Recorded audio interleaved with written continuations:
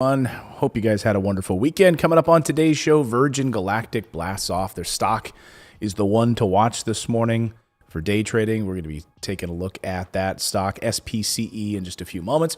Congress returns from vacation to tackle the stimulus infrastructure. They have a lot of work to do before they take their next vacation in just a few weeks.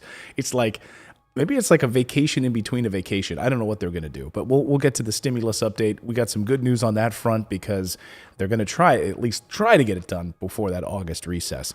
And gas prices, get ready for to pay more again at the pump. Yes, gas prices continue to go up. I'm sorry to be the bearer of bad news. Don't shoot the messenger on this Monday morning. Morning Invest starts right now.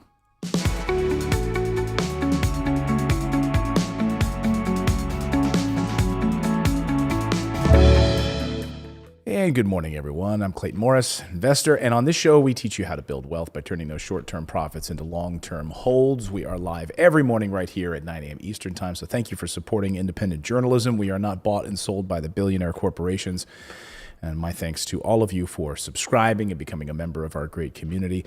David is here in the old control booth. How was your weekend, my friend? Good morning. It was good. I didn't do it, but we went hiking a couple times, A couple of times. Yeah, it was like, I want to say like 87 yesterday, it felt like. I mean, it was really hot when we went hiking yesterday. We had to turn around and walk back. It was so hot. Like, this is ridiculous. We're out here. It felt like we were in the desert. Are you guys getting hit? Yeah, you guys are getting hit with that massive heat wave out there, right? I wouldn't say it's too bad. It is dry right now, but not as bad as it was. We hit like 112 or so, I think it was last week. But this week it's been, high 70s, 80s. Yeah, nice. God, every time this camera gets reset, every time it goes to this menu, like, how many times do I have to tell you it's English? Like, what the heck is with this camera? Yes.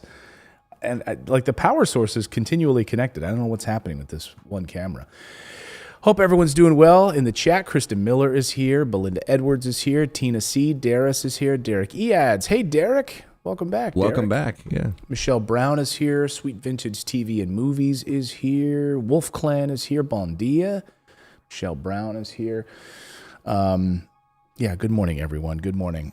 Hey, we have a daily newsletter that we publish as well. I want to let everyone know about it. It's called Morning Invest. If you want to be more informed, we try to make it really entertaining. You can read it in about 5 minutes over your cup of coffee in the morning. Learn something new. Just go to morninginvest.com. It's sent by email right to your inbox first thing in the morning between 6 and 7 a.m. Eastern Time. It's totally free. Again, you can read it over your cup of coffee. I've got my coffee in my Mandalorian mug this morning. So just read it. Enjoy it. And put in your email address at morninginvest.com. You'll be added to our list. It supports our show. It helps us keep doing what we're doing. Plus, you get an awesome newsletter first thing in the morning. It's Grover approved.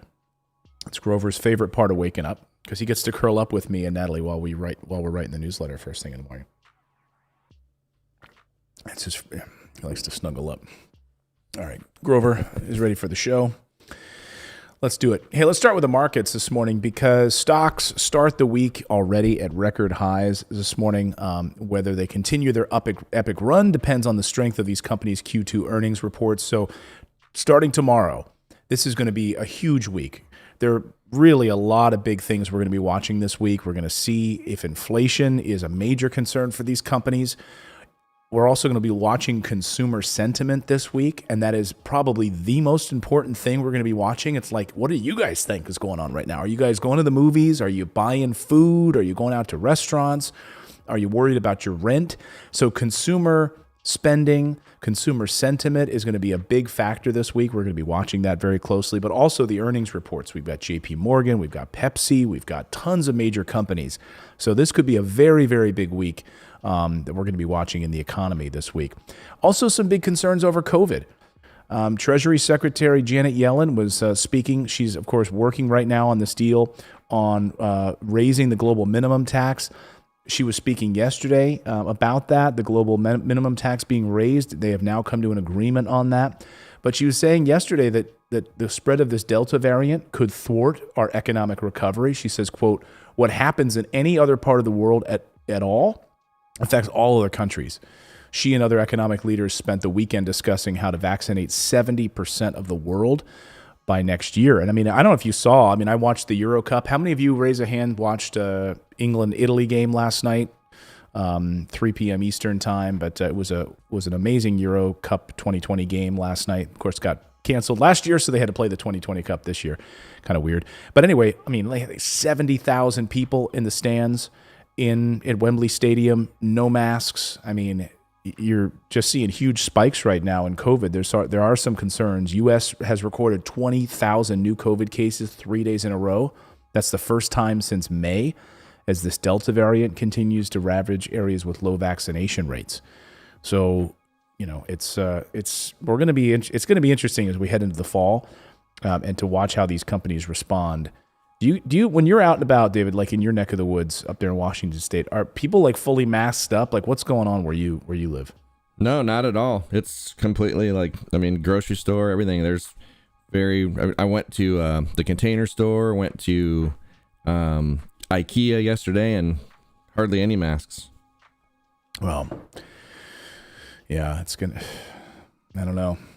You saw all these countries, and can you blame them? I mean, look, England, Italy was, of course, incredibly hard hit. They were playing in the Euro Cup finals. Everyone was out in Rome at the big events watching Italy play. And can you blame them after being like locked up for 2 years, basically, wanting to get out, be among people, kind of have some normalcy again? It's just, I don't blame anybody, but I don't know. I guess we'll see what these numbers look like in the next few weeks, I guess, but some scary stuff. Hey, I've got, you want to see one of my crappy charts? Well, not if you're going to set it up like that. You want to see one of my crappy charts? So these are the pre-market hot trades that I'm watching today. Check this out. Here's my crappy graphic. There it is. MRIN. Every time I see that font, I think.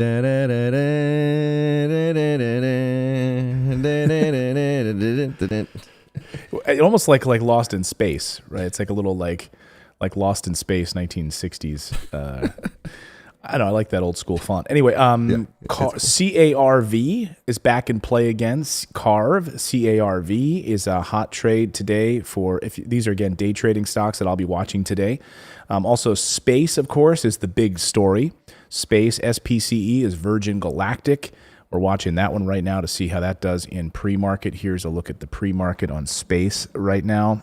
Just kind of waiting. We're waiting to see if this thing's going to explode as it did pre-market, or if it's going to settle back down to earth. So we'll be watching that pretty closely. And then also on our chart today, we've got MMAT and Donut. Can you guys guess what company is Donut? Donut is what I'm watching. Krispy Kreme? Krispy Kreme. DNUT. Krispy Kreme. So I have to say, Space was the number one talked about stock on Reddit's Wall Street Bets forum last night. So I think a lot of people are going to be watching Space very, very closely. So can you track the donut stock an increase whenever the hot sign goes on? That'd be interesting. Yeah, at one particular restaurant, maybe. I don't know.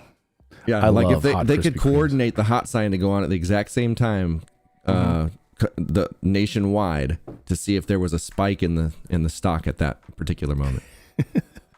That would be pretty cool. Although they don't go on at the same time. It's like if everyone jumps at the same time, does the Earth move? No. Yeah, that's true. But that would be some science I would help with.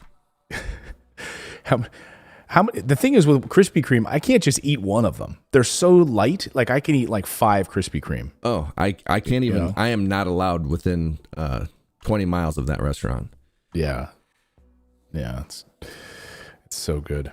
All right, we've got a lot of news to get to. We're going to get to the stimulus update here, what Congress is doing, but I want to tell you about it first. Our friends over at Webull. Do you guys want to get some free stocks? I mean, why wouldn't you want to get some free stocks? And right now, Webull is giving away, for their July proposal or their July promotion right now, Webull is giving away stocks valued, and this is even an older video, up to $2,000. And they're doing fractional shares now at Webull. So you don't have to buy a full share of a stock. You don't have to buy like a full Apple share. You can buy a fraction of an Apple share. So you can open an account, you'll get a free stock, and then once you make a $5 deposit, you'll get that second free stock valued up to $2,000.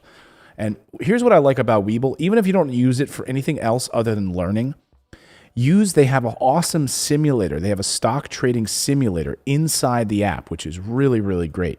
So you can download their desktop app and just play along at home. Like you want to learn how to day trade and make a lot of money, try this at home. And you don't have to use your actual money. Learn for a few months. Then once you feel confident that you've got it, you understand how the system works, great. Then you jump into it and start making a lot of money. So again, go to morninginvest.com/Webull, get 2 free stocks, and now with fractional shares. In fact, right before the show, they also announced that you now can trade Cardano in crypto. Of course, you could already trade Bitcoin and Ethereum and Dogecoin. Now they added Cardano, one of my favorites. So that is now available on Webull that they announced just this morning. So our thanks to them for supporting the show.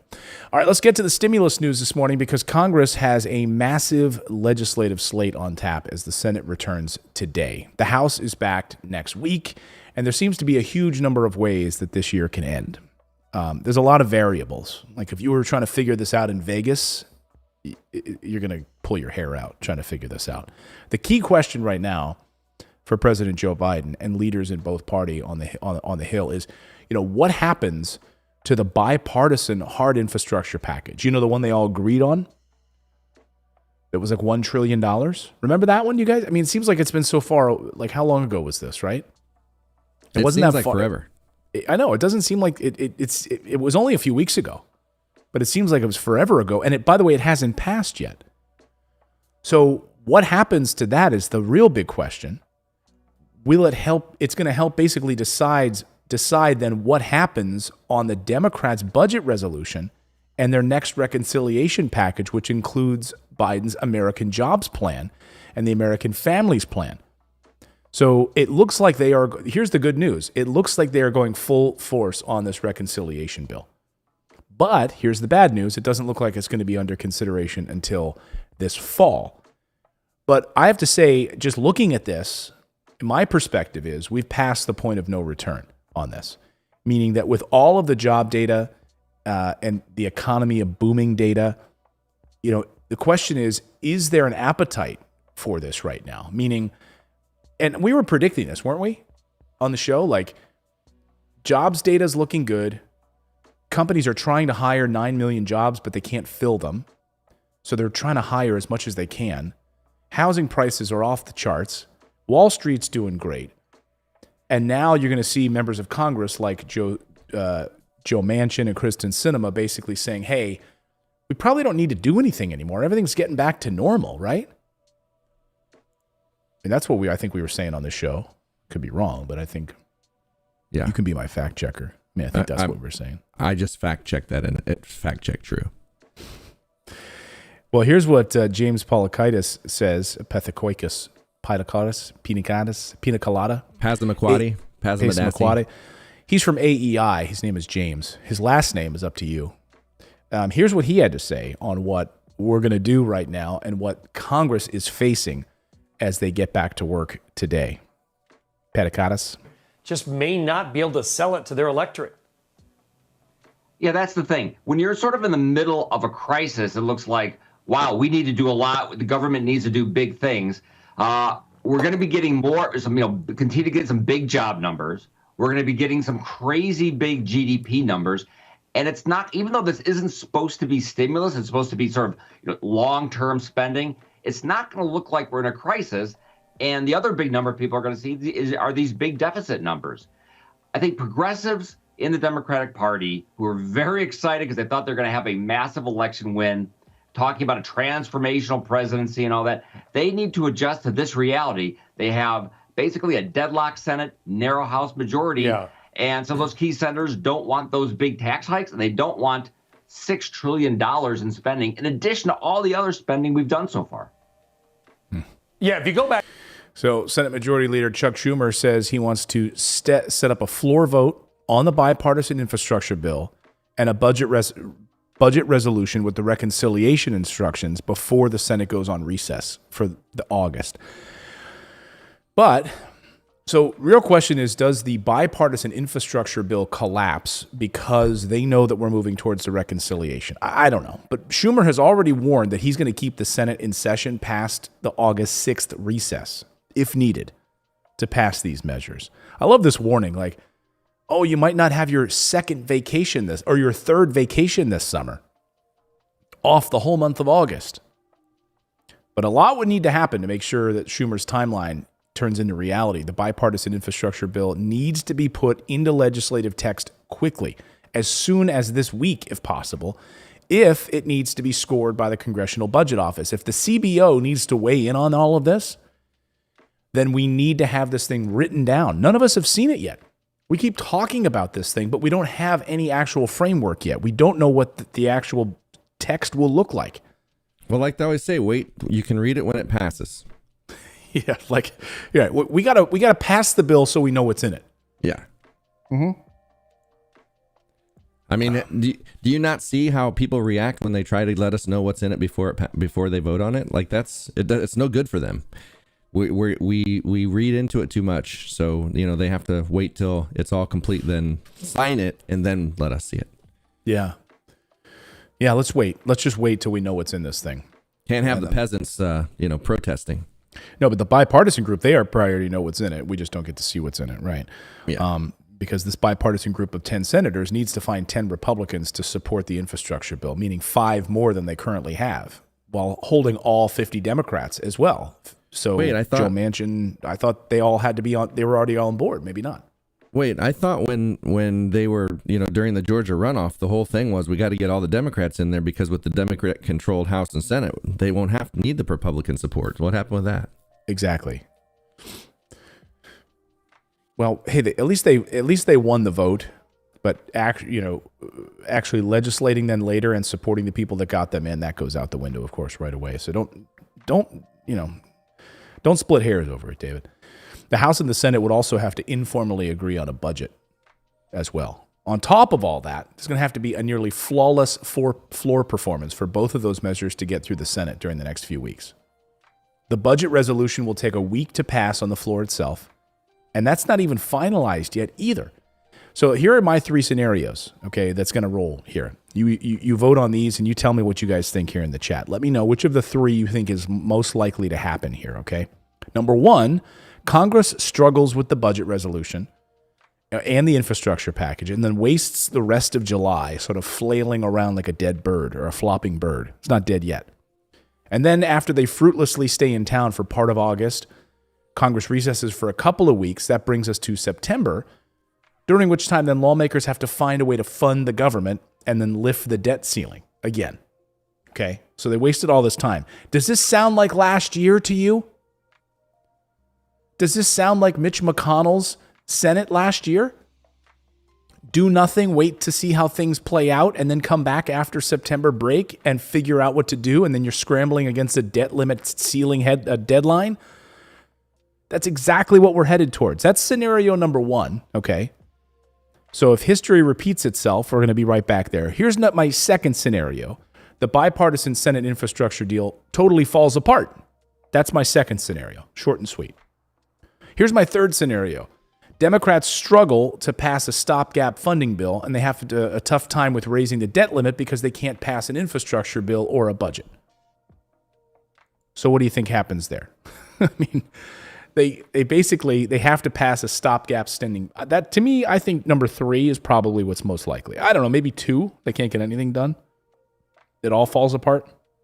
I don't want to be cynical. You know me. I'm usually a positive kind of person.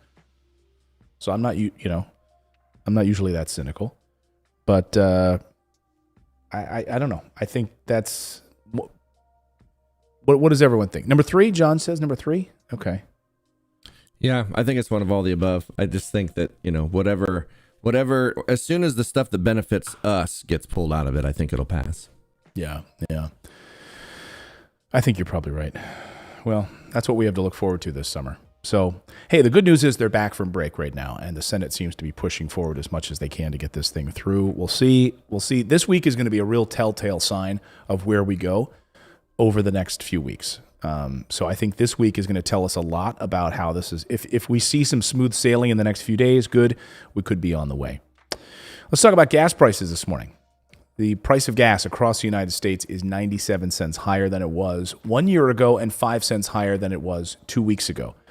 So we've got gas prices on the rise. An international trade disagreement has caused prices to continue to climb, but experts say it should level out in the near future. The average price right now for a gallon of gasoline is $3.21. $3.21 per gallon of petrol, $3.30 per gallon of diesel. The highest price in the nation is in San Francisco, of course, where petrol is $4.39 per gallon right now.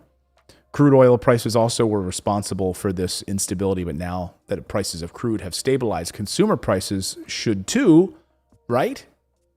But don't expect them to go back down anytime soon. So, hey, we were told, right, that crude oil like prices, the craziness with OPEC in the Middle East, that's why we're seeing an increase in prices last week over the past 2 weeks. Well, now that's all stabilized. So why are prices still high? And why are they projected to go up even further? Because they got to pay for the infrastructure. They were like they proposed a gas tax, and we freaked out because why would you tax us? You're already, hurting us in so many other ways. They're like, how could we do this? Oh, I know. There's been a major hack to the pipeline. That went up. We accepted that. Okay, we'll accept that. There was a hack. That was fixed. Prices didn't go down. And then they had this whole, Saudi Arabia thing, and now all of a sudden that's been fixed. Price is still going up. So I think it's just a clever way for them to pay for their whatever the stuff is they're wanting to pass now. Yeah, I mean, your guess is as good as mine, but it's amazing. We've been told like, hey, it was the Colonial Pipeline hack. That's the issue. Then it's Middle East oil uncertainty with OPEC, Saudi Arabia, and United Arab Emirates. That's now moderated.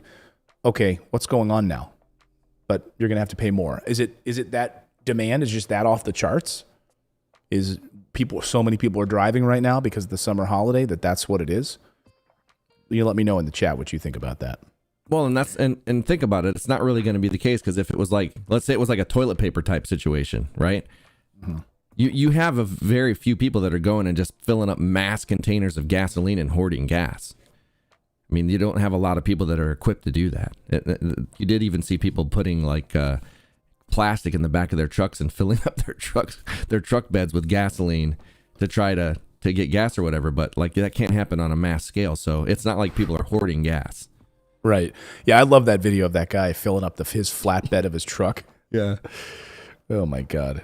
What are you going to do with that, by the way? Like, you got to rotate that gas. You can't just like let it sit there in the open air for Well, yeah, and you're going to weeks. have bugs in it and everything, like flies and mosquitoes, and you're going to put it in your tank. Yeah. It just seems fishy to me. It just seems fishy that we were told that it was because of a pipeline hack, and then all of a sudden nothing's changed. And we were supposed to be non-dependent on anybody. We're supposed to be, self-dependent on oil right now.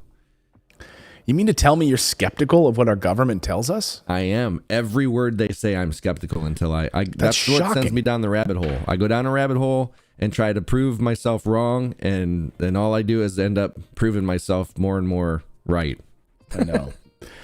That's the thing. So that's why sometimes I just got to close my computer. Hey, looking at Virgin Galactic popping early this morning. So Virgin Galactic SPCE, this is the stock to watch this morning after Richard Branson's space flight. We'll get to that in a moment, but that's what's happening right now, popping this morning.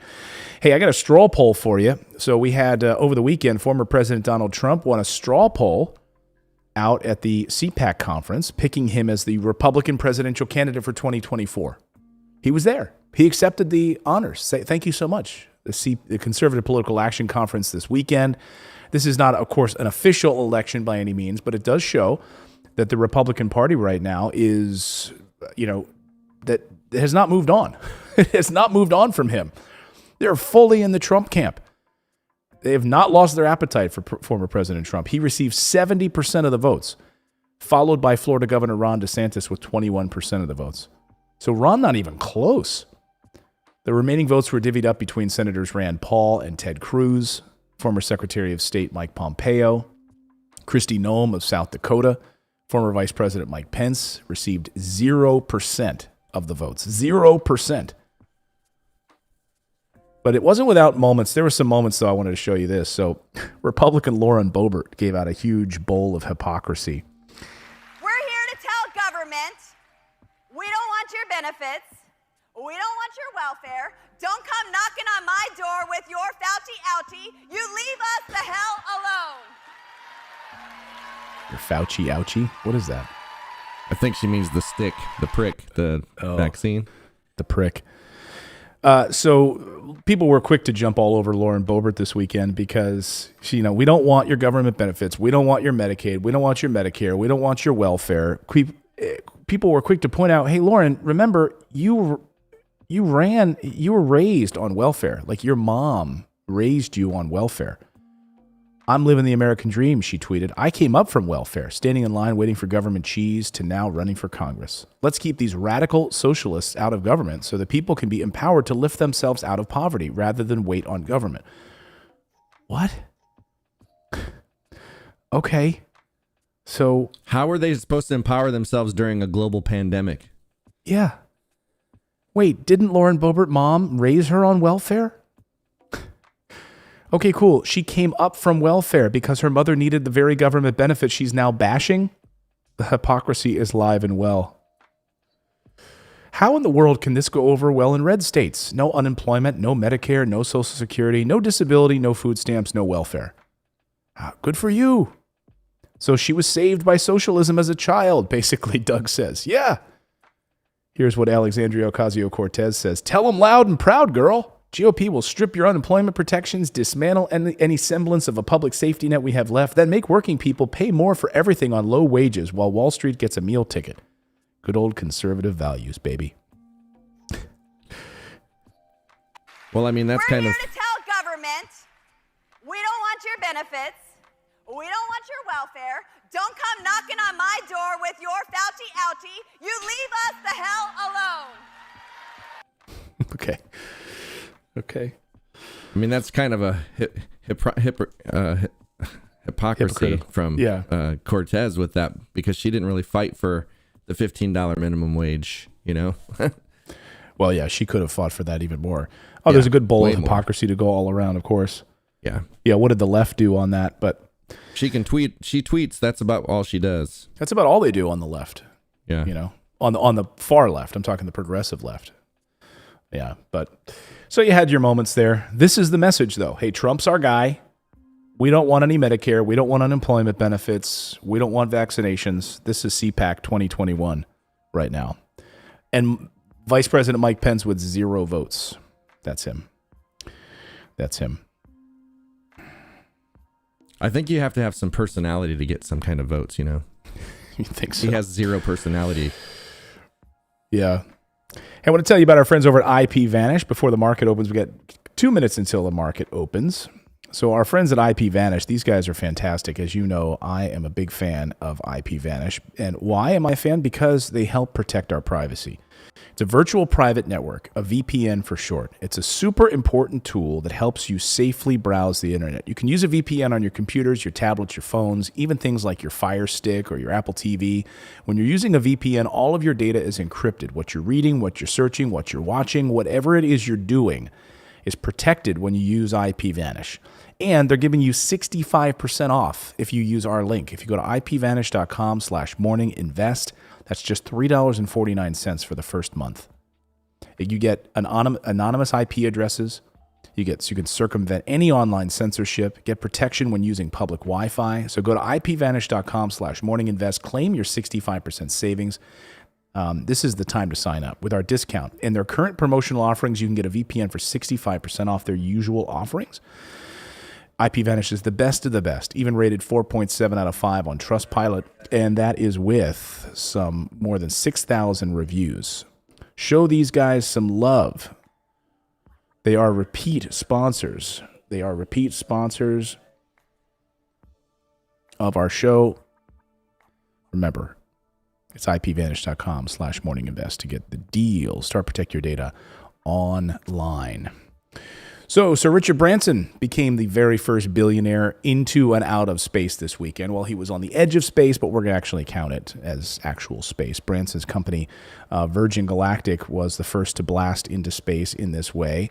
And I have to say, you got to think Bezos is probably kicking himself for oh, I could have been me. It could have been me. Anyway, he's been Branson working. get any government money for this, or did he do this on his own? I think it was totally self-funded. It was self-funded. So he didn't even ask for it like Bezos did? Yeah. Well, that's a cool looking. Dang, that's neat looking. It is cool. He's been working on this for 17 years. Branson was up and back in just over an hour, returned to Earth saying that the flight was the experience of a lifetime. Branson rode on a bicycle to his space flight, although it wasn't for eco reasons because he was flanked by 2 SUVs on the drive. But anyway, Branson pioneered the journey just before Bezos did. And then, of course, Elon Musk is also going to go up on their own.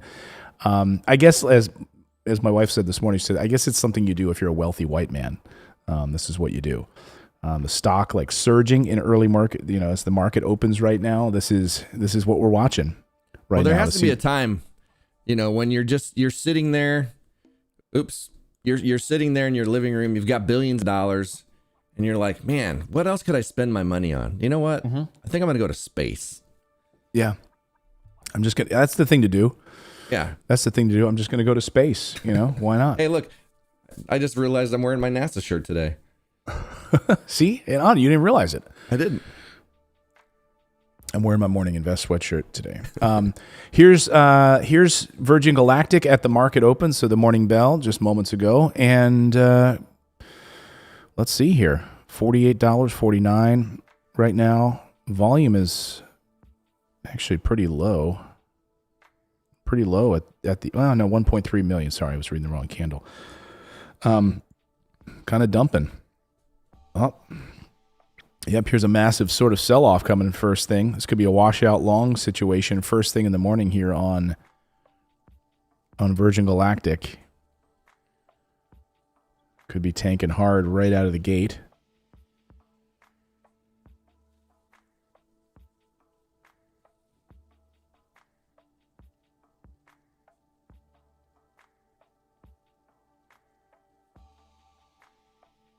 Yeah, looks like it's plummeting here.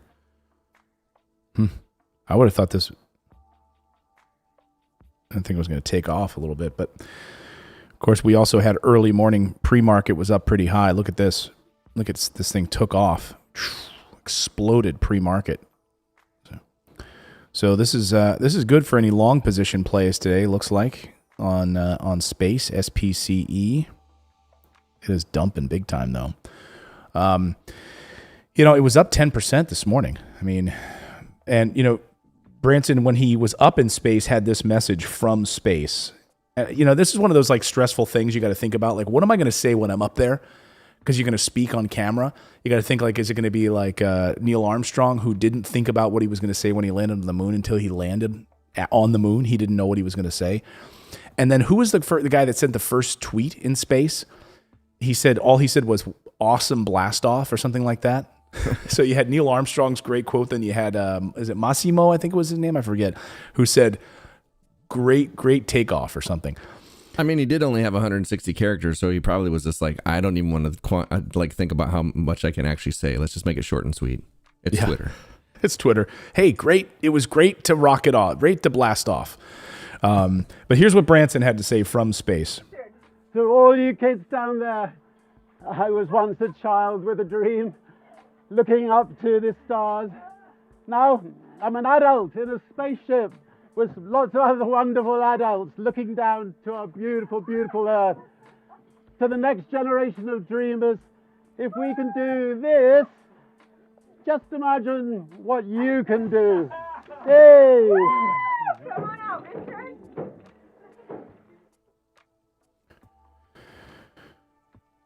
Now, I got to say, I mean, I would absolutely, so I'm not bashing him at all. I would absolutely love to go to space. Are you kidding me? I would freaking love it. There's just a lot of questions, though. I mean, when you see like these, in a time when we're, you can't, it's like you can't have one without the other, right? You can't, you have massive income inequality in the United States at this time. And you see these billionaires racing for the stars, on the backs of these, when you look at like Bezos, who's, receiving billions of dollars in government support for Blue Origin, paying $0 in taxes. How can you not have an opinion about how like the the disparity between what millions of Americans are feeling, and then they see an hour special report on the weekend to watch Richard Branson blast into space. And you're right. I can't afford it. I can't build a rocket. But hey, good for him who did. That's the kind of guy too that he that after the cameras went off, they probably did all kinds of crazy things up there in zero gravity. I know he popped open some champagne. They all took off their space suits. But the only thing is, they only have 4 minutes. It's good enough for some, I guess. Yeah, 4 minutes. Because they go over the crest and they what's known as the apogee, right? So then you're like space, you're weightless for about 4 minutes, and then upon reentry, so you're literally on the edge of space, literally at the edge of space. So yeah. Anyway, it was the most mentioned stock on Reddit's Wall Street's forum this weekend, by the way. I don't know. I have no desire. Like, I think it'd be different if I was going to a destination, but just flying in zero gravity or whatever. I don't have any desire to do that. But if I was going to like a station or something where I could get back into gravity, because I just don't, like, you don't know how you're going to feel in zero gravity, like what that's going to feel like. And somebody who suffers from anxiety, like, I think I would be too anxious. Yeah. Like, you want to go to a space station like Deep Space Nine. Yeah, like, put me to sleep. I'll sleep the whole way there. You know, like B.A. Baracus on A-Team. Yeah. We got to knock you out every time. Yep, knock me out, get me on the space station, put me back in gravity, and wake me up. Oh, I love that.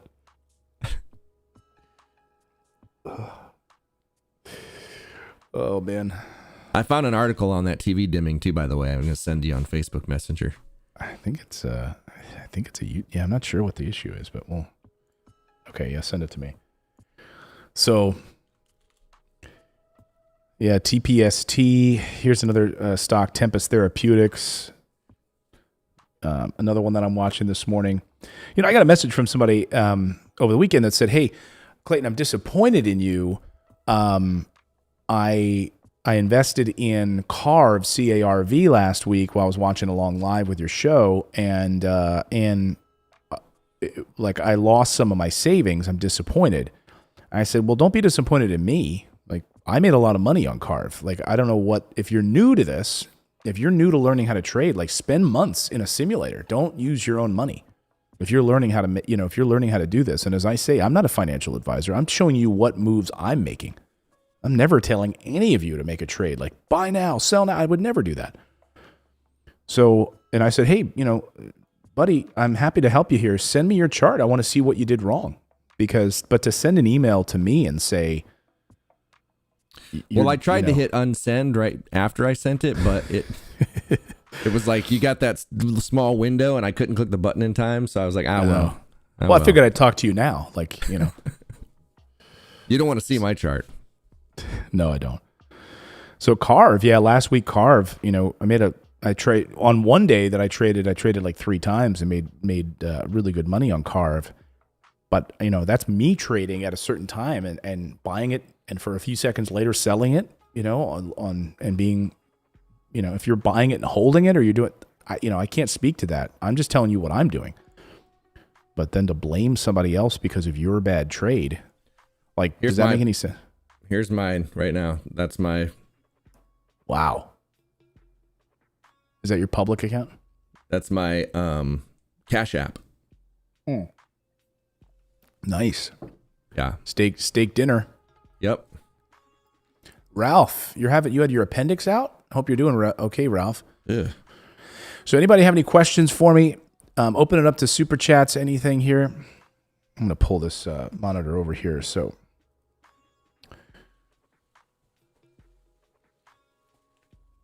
I don't know how I feel about this. And here's the difference between the Bezos thing, by the way, if you're curious about like the difference. Bezos's Blue Origin is all Blue Origin. I lost my thing here. Blue Origin is all automated. So, what's interesting to me in this is that Virgin Galactic, his whole spaceship is actually there's 2 test pilots, like excellent test pilots, and so when Blue Origin, that's Bezos's company, goes up, that thing is automated.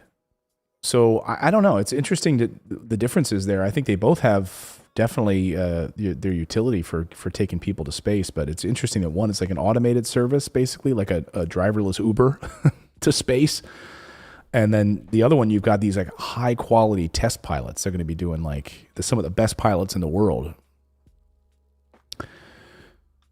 Which one would you rather travel on?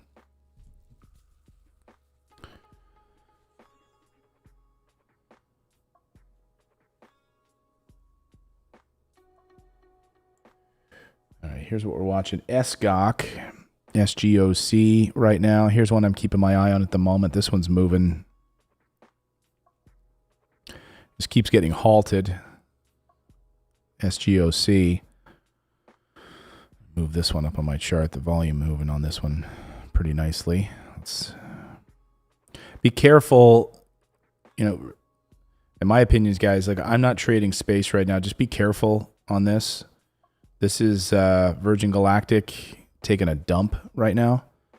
So just be careful. We've seen these before. These huge dumps. Might not bounce at all. Like that's the thing. So if you're waiting for like a washout long kind of a play on this stock, you're saying, "Oh, I'm gonna ride this thing down, and I'm gonna pick it up and it'll bounce." Maybe, but so far we haven't seen that. So you get into this, you could end up getting dumped on even more. Again, me personally, I would wait for a confirmed breakout on this. You got like a little tiny spinning. See, here's the thing. Like, look at this this indicator right here. This is by all accounts, this is like a excuse me, what's known as a spinning top, and it didn't spin. Normally, when you get something like this, it goes like this. But this, maybe it will. No, see, it's just kind of chugging along at this level, but just got to be careful. It's trying to hold 44s, but it's not really doing anything. So I just don't trust it. Just got to be careful on space.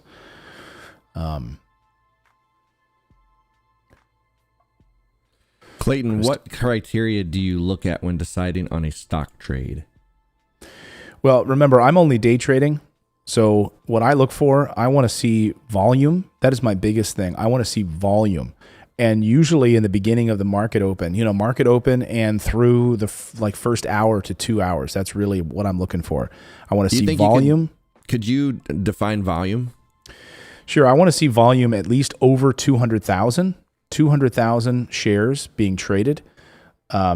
If you have less than that, then you just have less liquidity, and that means that you can get stuck in a trade. That means just people aren't trading the stock. So each candle here represents, so when I look at this candle, this is a 1 minute candle. This last candle here was 1.25 million shares being traded. That's a lot of volume on space, on Virgin Galactic right now.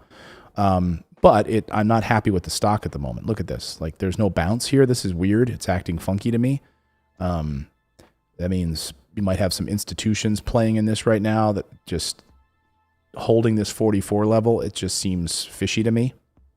It's not really organic, like from a retail trader perspective. So, but I want to be at least over 200,000 shares being traded. Otherwise, you can get stuck in like a choppy pattern. That means just people aren't interested in buying the stock.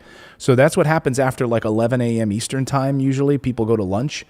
You get in a trader nap period where, the volume is just not there.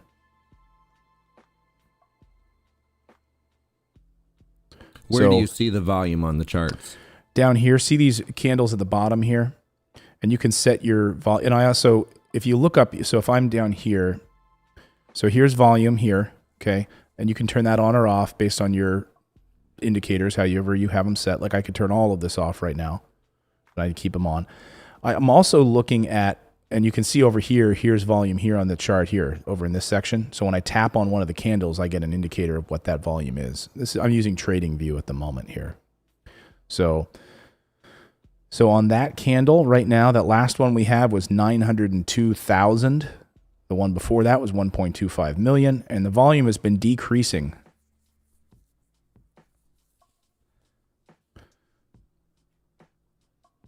So there's really no bounce on space.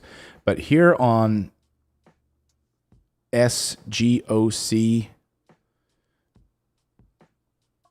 I just, I learned my lesson last month on space, like waiting on a bounce, and I didn't get it. So to me, SGOC right now, this is an opportunity right now. I'm waiting on this one. This is probably the hottest play right now, even better than space, SGOC. So volume is really high, 1.6 million. It keeps getting stopped. We keep getting halted. So suspended trading on Wall Street, stopped after these huge spikes in volume, huge trades. That's like usually around 10%. Yeah, that we had about 14% here. So when it jumps up that much is when you're going to get hit with a halt.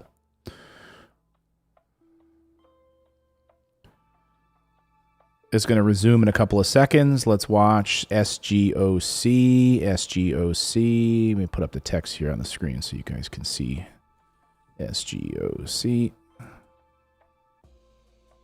Another 10-minute halt. So they had halted again.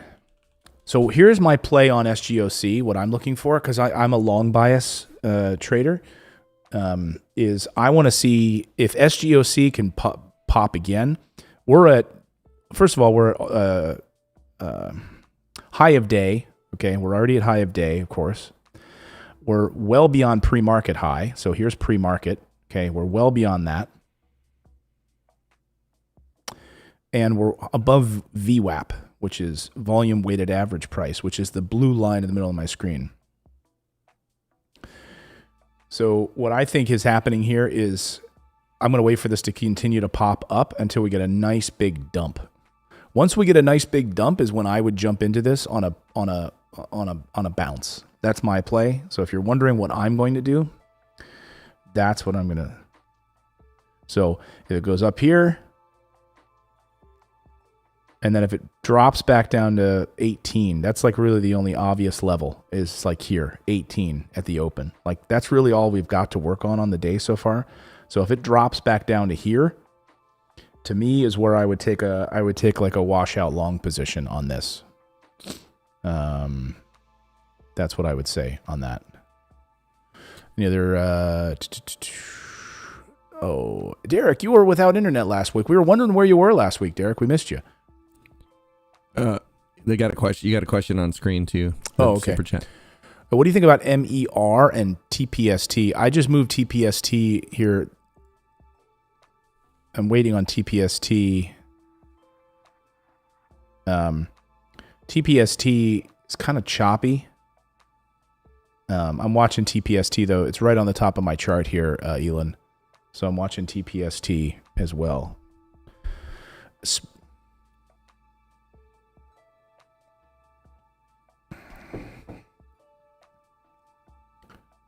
But I haven't traded anything yet today, guys.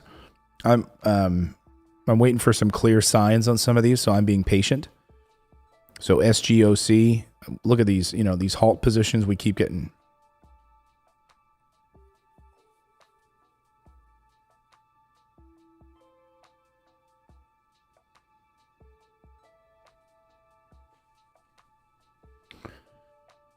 What else do we got here?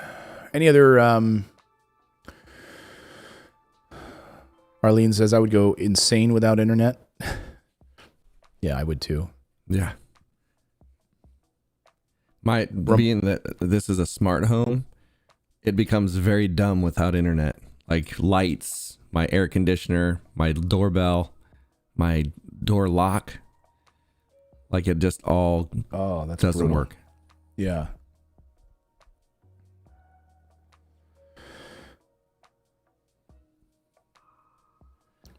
Elizabeth says, I don't have internet, only my phone. Jonathan Stewart, great to see you. Got to go. See you later. Nice to see you. Have a good day. Art Sullivan says, Tanda, people try to invest, but a lot don't know how to invest. So just to be clear, I invest long-term in real estate and precious metals, things that I believe are a hedge against inflation. When I'm buying, for instance, and I actually have long positions in Bitcoin and in Ethereum and Cardano as well, but on the crypto side. But for day trading purposes, I don't give a rat's behind about these companies. I don't care about their financials. I don't care about their fundamentals. I don't care what board member said what about what. What I care about is making money short term, and that's trading. That's a date. That's a 20. That's a market open to the end of market day. And that's what I focus on. And why are these not coming through here? That's killing me. So, investing is different than trading, right? You just need to remember that. So if you're trading, like I'm doing right now, I'm making short-term profits. I'm taking those profits and I'm turning those into long-term investment plays.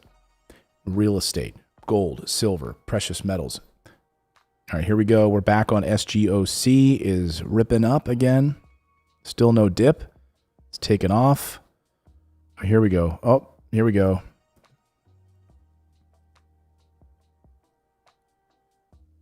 Here we go.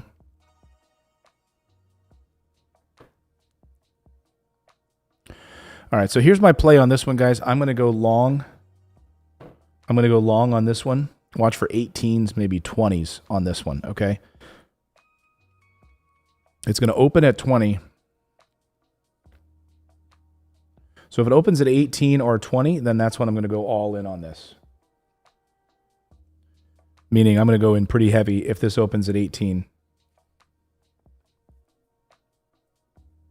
We got to wait for this halt resume. And we should get a nice bounce.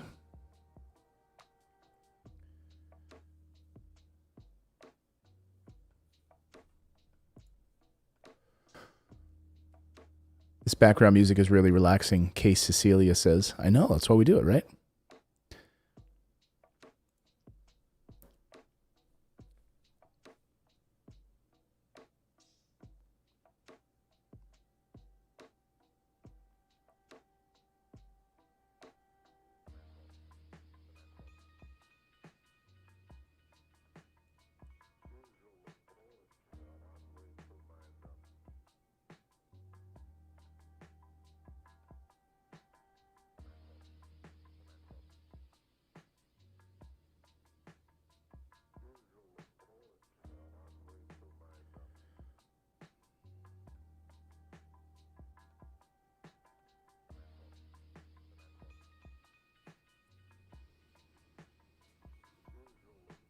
Tyler said Carve is at 25.50. Yeah, look at that. So again, when you look at Carve, you can see here it's total dump right now. But the volume is really low. So I'm not trading Carve at the moment because the volume is just way too low for me.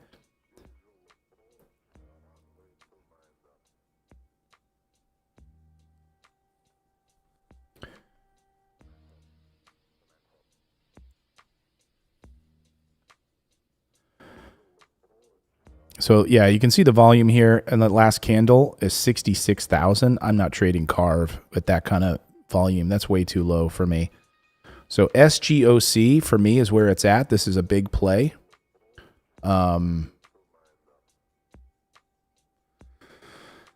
TPST on the move. Derek says, what happened to the jazz music? It's so quiet. Wonder what music can we flip through. Let's see if we can figure out, like, what do you think? I flipped through at the beginning of the show, and the rest of it's kind of, I don't know. Yeah, wasn't really into most of it. There's no jazz. No. There's classical, rock and metal. Let's try rock and metal. Let's see how relaxing that is. Yeah. Let's try it. Let's try some rock. Okay, here we go. Crank it up a little bit. Okay. Who classified this as rock and metal? Christopher Cross. Yeah, this is not rock and metal. All right, so here's my play, guys, on SGOC. Okay, SGOC. Again, this is what I'm doing. This is for entertainment purposes only. I'm not a financial advisor. This is what I'm doing with my own shares. Okay. This is probably a 5-10 minute halt right now. We're halted on SGOC, but it's indicating right now at 15. Okay, a resumption at 15. So if it indicates at 15 as a resumption, holy smokes, that's a really nice bounce. Like we're talking down here. Okay. We'll see. So if it indicates at 15, I'm going a pretty big position in it.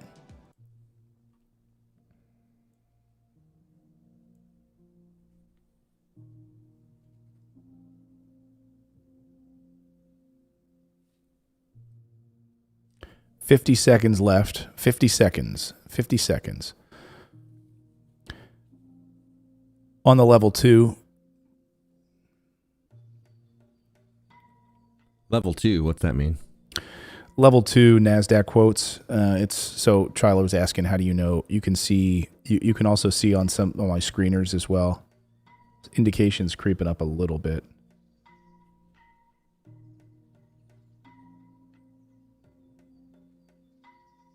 So indication is suspended.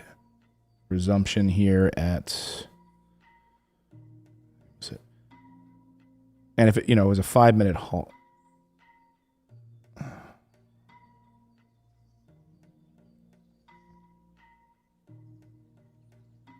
So it's not resuming. It's a 10-minute halt. Looks like it's going to be a 10-minute. Because of the movement. So that huge gap, that's why we're waiting on this. I mean, again, people want to know, like, these are what regulators do, to protect people, honestly. People get burned in these situations. And so, you look at crypto, this is where people get a lot of, people get screwed on crypto because there's no regulation at all. So people can get just wiped out in a few, I saw a guy who was trading 1-minute Bitcoin charts the other day. I'm like, you got to be friggin' crazy. It's kind of crazy if you're trading that volatility where you can literally move hundreds of dollars in a second.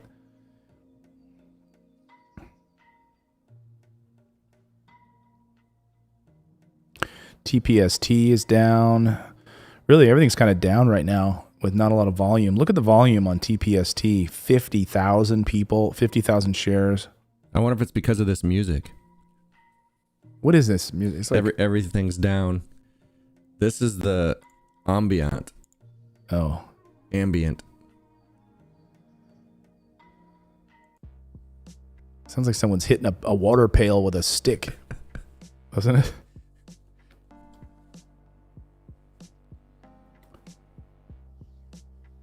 John Venturini says, level 2 is when you finish the boss on level 1. That's right. Elon, you were a swing on Alf. Oh. How'd you do on that? Did you end up, I hope you took profits on the open. Did you take profits or did you take profits in pre-market on Alf? I mean, pre-market, holy smokes, it's shot to pre-market high on Alf was, no, am I reading that wrong? I pre-marketed at about 220, 221. 221, whatever it takes. Yeah.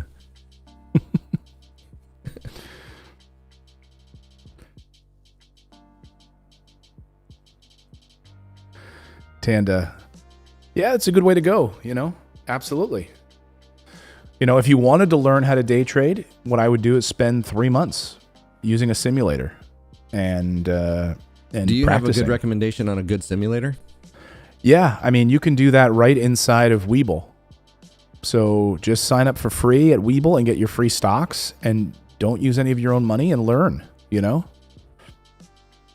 So just go to morninginvest.com/Webull, get 2 free stocks, and then right inside there's a simulator. And do you set the amount of money you have, or is it just you just? Yeah, they basically give you $1 million to work with as like a dummy account, and then you play with it and you learn, you know? So Pilot, I use, like right now on the screen, I'm using TradingView just for the purposes of you being able to see the charts. And then, is that tradingview.com or? Yeah. And this is just to doing my charting. That's not where I trade. And then, what I use for trading right now, I'm actually switching over in the process of setting up some different hotkey stuff with my desktop setup. So it's kind of in flux, but I use Webull for almost all of my trading right now. I also really like Moomoo. I did a whole video on them because their stuff is really, really clean and easy to follow. So if you just, it's very simple. Throat itchy.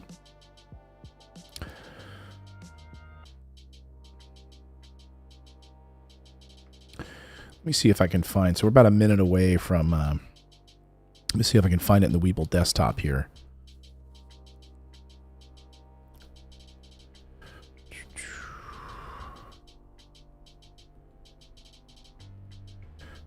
Let's see here.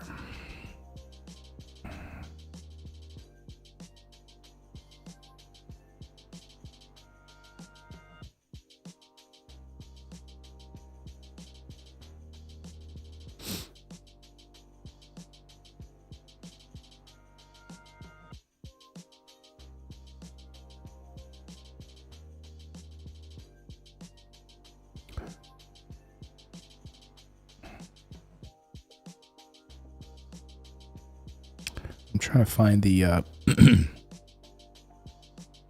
and here we go on SGOC. Okay.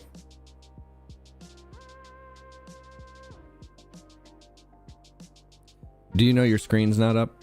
Oh, sorry. No, I didn't. Okay.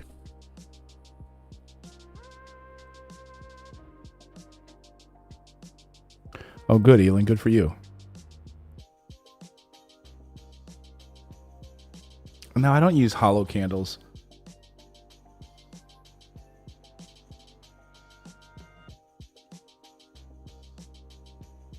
Hollow candles wouldn't burn as long.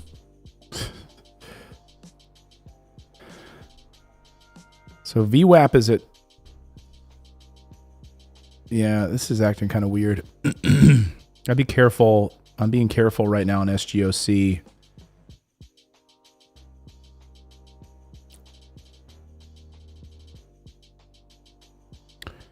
This looks kind of sketchy. Could dump even further. So see that blue line in the middle of the screen? That's VWAP. That's the volume weighted average price. So it's that's a very important indicator you always want to have up on your chart, in my opinion, because it gives you the overall weighted average of the day, and things tend to bounce off of that line throughout the day. So you'll notice that it's kind of bouncing here on this number, but it's also kind of sketchy at the moment. So it's just kind of hovering here. It's not really doing much. That last candle had 1.4 million. So volume is still really good, but could be some fake. Seems weird that there's like a delayed bounce. With that amount of volume, should have really bounced. So something's sketchy here. So that's why I'm just waiting on this, because something doesn't seem right to me on this trade, on this play right now on SGOC. Darius. I heard that VWAP is Cardi B's favorite trade indicator. Certainly mine.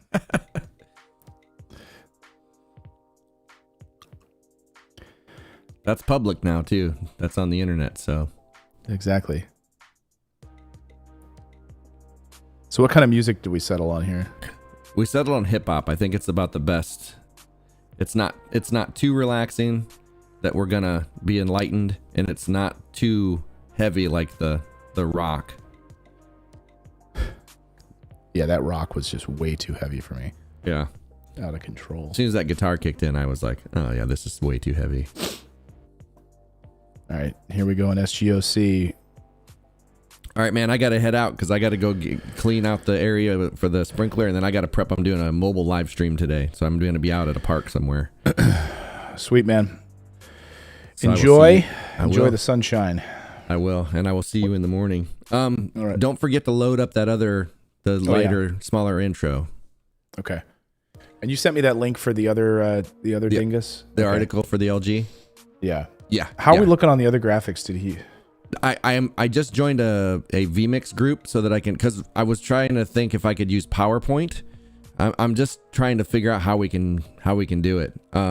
So I joined a vMix group, and I'm going to ask in there if anybody knows, because like the only thing I can come up with right now is we'd have to have 5 different sources, and you'd have to go in and change each source every day. And I'm trying to make it as easy as possible for you, because I don't even know if we did that, like how we would. It's so convoluted. So no, I have not figured it out yet. Okay. All right. No worries. Which sucks because it looks amazing. Yeah, I know. I can't wait to see it. Yeah. All right, Awesome. man. I'll see you in the morning. Go get him. See you. See ya. Bye, everybody. Have a great Monday.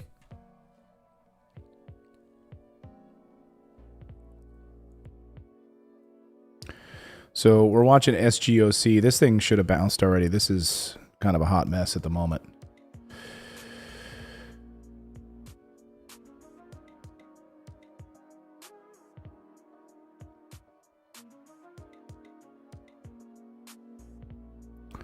So ideally, this would have hit the gap fill already.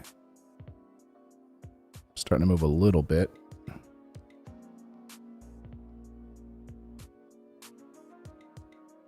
It's popping and stalling, popping and stalling. It's going sideways now. It's just kind of odd. With this kind of volume, it just seems... it's odd that it's giving me this like choppy volume right now. After these huge pop opens and these, I mean, something's fishy here.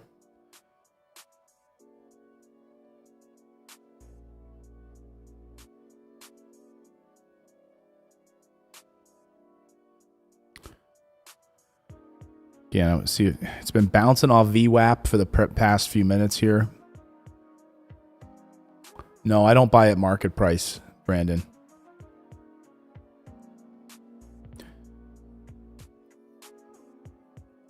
I do limits. When you buy market price, you know, you're basically getting ripped off. I mean, you're basically, you know, you're basically taking like what you can get for this. You're going to get the worst price is basically why I say that. You know, with limit, you're setting your price. And you're setting what you'll take and how many shares, and you know, if it doesn't fill, you don't get filled. Kenneth, I have a super chat. I'm sorry, let me pull this up here.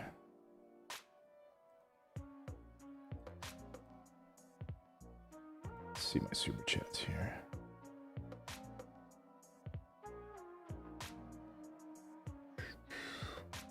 Oh, David jumped out. I don't know what time he's streaming there. Thank you, though, Rumple. I think he does like 10 a.m. Pacific.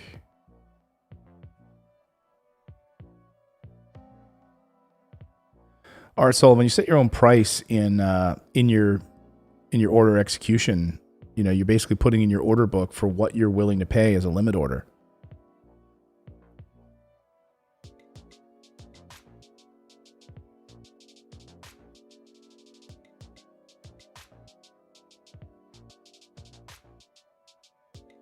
Brandon, you're welcome. That's how I do it, you know. I mean, and sometimes you'll notice like a big market. Someone who doesn't really know, I mean, will come in and just make a big market order and swing the whole market.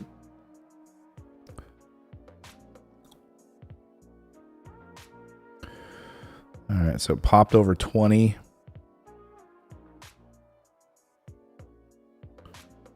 A little tiny bounce here.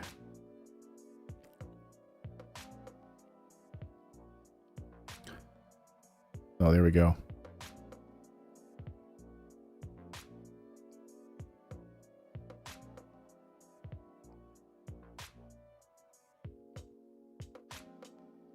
So if you had a long position there, you got in here. Good for you. Good for you. I did not. It's a small. Here it's popping though. It's pretty sketchy though. Like I just, you know, the size of this one, I just think you're, thank you so much, Rumpel.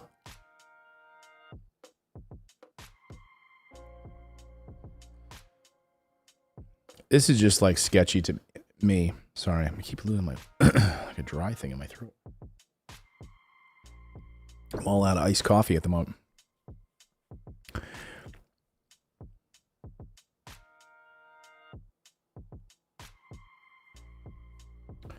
So this is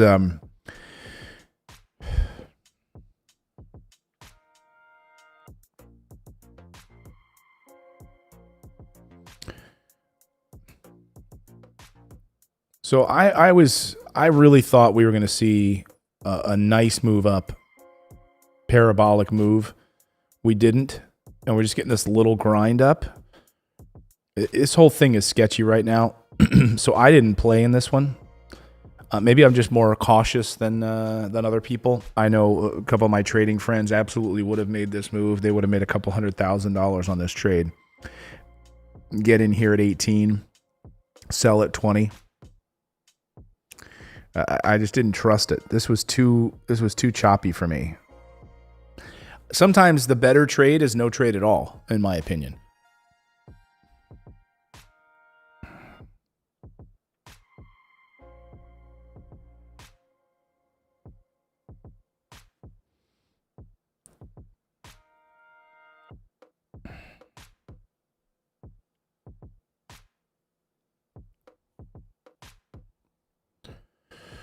Yeah, why is that on my screen? Good question. Someone's asking why. I think I might have tapped it twice.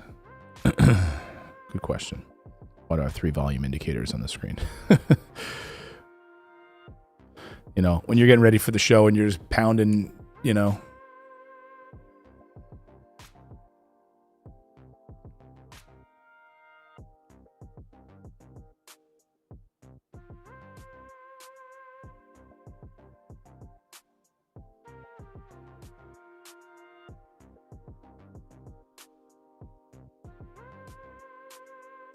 It's just chopping around here.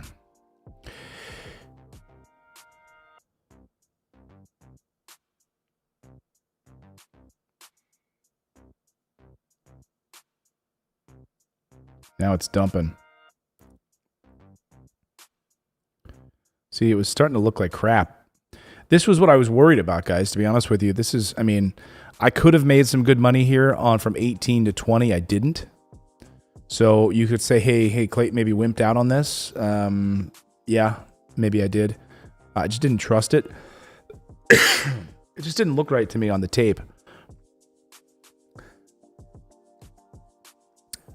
So we have a fake halt here. Wow.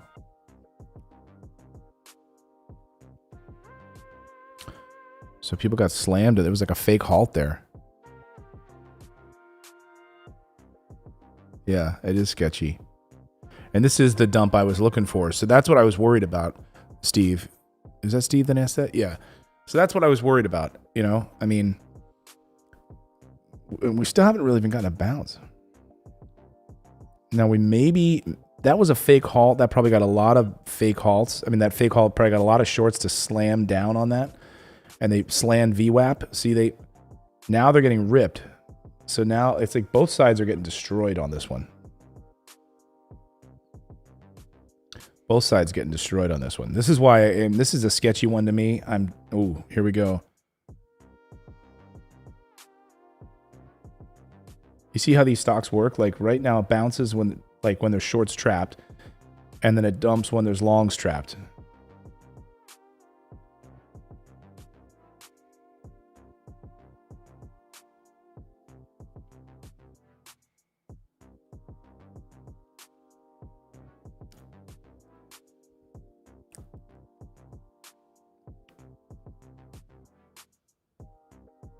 Yeah.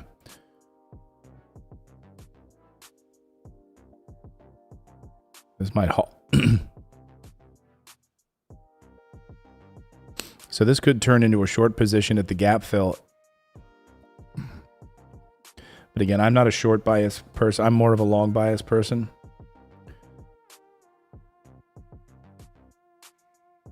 So my buddy who does shorts, he just filled his at 21.4 there on a short.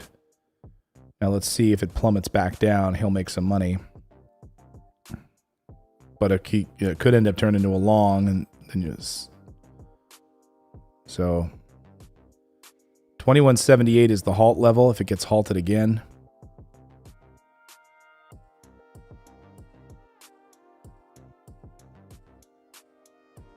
This one's kind of crazy, guys.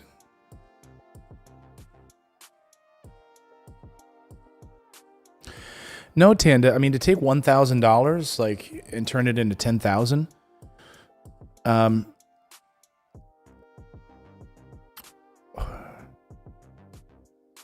You know, you don't need to take $1,000, and you can turn $1,000 and turn that into 10,000 in a short amount of time if you just if you spend the time practicing first without your real money. Use the simulator inside a Webull and just watch along with us here on the show, and I'll teach you like what I'm doing, and then you can learn on your own as well. Read the Technical Analysis for Dummies book. Read Day Trading for a Living, Andrew's book, which really good book. And just watch what I'm showing you here on the show every day. And you can follow along with the trades I'm making. I'm not saying that you have to do them, like I'm showing you what I'm doing, so you can at least learn from them. Start to chart your own stocks in the morning and see what works for you. And you can take that $1,000. I mean, I know people that have started with 200 and turned it into 20,000 in a few months.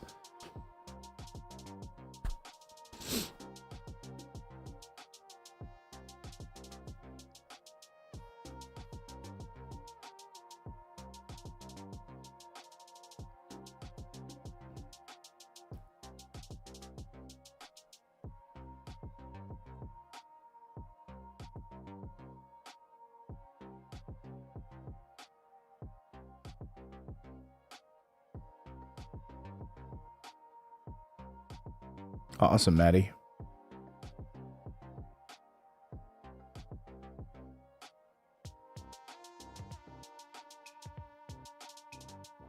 Hi, May. Good morning. Wolf Clan. What's rule number 1 by Phil Town?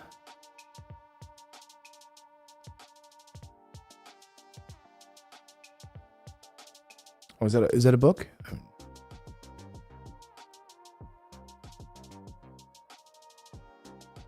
Oh, I see what you're saying.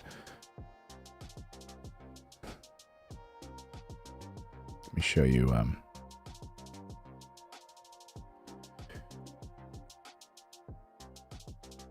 Yeah, space should have been bouncing today. There's just a lot of stuff that should have been bouncing that wasn't, and so.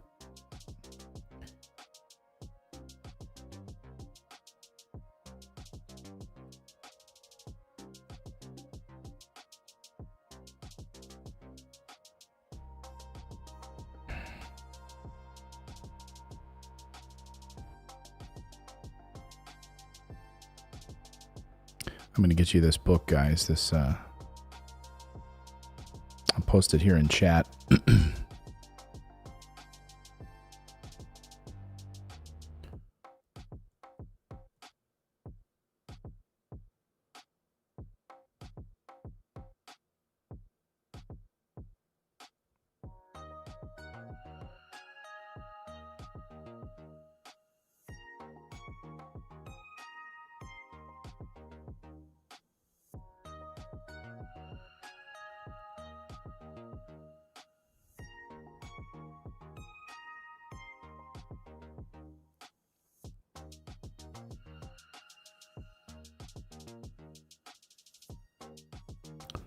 $10.19 on the clock now. We're back to that indecisive. Here, I'm going to post this in the chat, guys. I'll pin it to the top.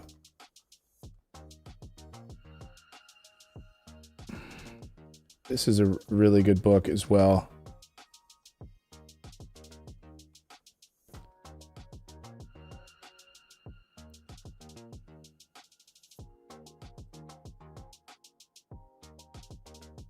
I'm an idiot.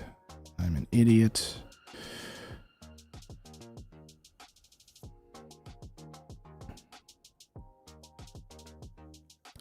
Sorry, guys. Let me pull this over here.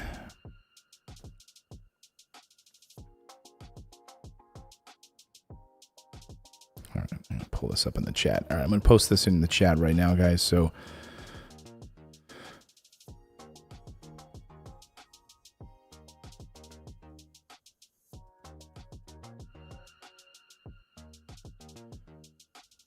okay, I just pinned this message here in the chat. So, check this book out. If you're watching on YouTube, this is where I had to pin it to Day Trading for a Living. Check out that link. That's an excellent use. Dara said, like, of extra use for your extra Audible credits. Good one. Yeah, Day Trading for a Living is really good. Just make sure you take notes. I mean, they're really good. You know, this is where you want to sit down and take notes. Pull out your iPad, pull out your paper, your pencil, grab your laptop, and just go through. When you write things down, you commit these things to memory in a big, big way. When you just read it and you don't do anything about it, information tends to escape us. So unless you're taking notes and then regurgitating it, that's what I like to do. There's also a really great app called Quizlet, and I use it on my iPad. Really, really great app. You can use it on your iPhone. I'm sure they have an Android version. I'm sure it's all over the place. Quizlet, and the way you can basically build flashcards, and it's really great. And you can then quiz yourself. If you're standing in line at Starbucks or whatever, you can just do a quick quiz, like a 5-minute quiz, and you basically build your flashcards. So different technical analysis names. You can build whole categories and sections if you're trying to learn a new language, whatever. But I use it for trading. I use it for crypto. I use it for all sorts of different things to learn. So as you're going through these books, take notes and then put them into flashcards and treat it like a college course. But I guarantee you, this course, what you'll be studying here, you can make a lot of money. Unlike taking these college courses where you're spending hundreds of thousands of dollars and sitting in student loan debt and not making any money. So this is a business, and treat it that way. And I think studying these texts, writing down, taking notes, and following up on that through, because stuff tends to go outside of your brain pretty quickly, especially as you get older and you're not getting enough sleep and all of those things.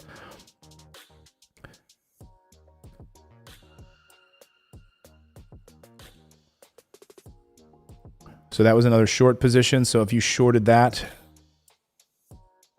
you would have made some money on that move. Back down again.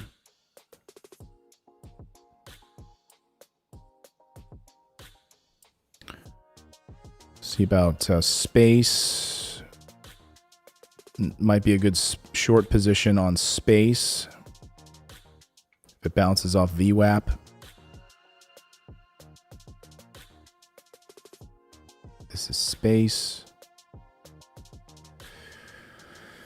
This was the one to watch today with all the news, but it didn't perform. That's the thing, we see what's happening pre-market, we see what's moving pre-market, and then we have to adjust sometimes. My list for the day, though, if we kind of scan across the market, right, everything's kind of bleeding out right now. Look at Carve bleeding out. Carve, under normal circumstances, I say this would be an opportunity to jump in, but man, the volume on Carve is so low. Are we going to have a nice bounce back to VWAP on Carve? Maybe.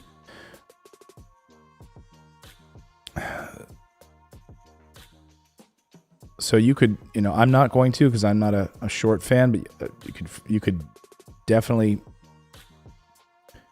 45 is VWAP.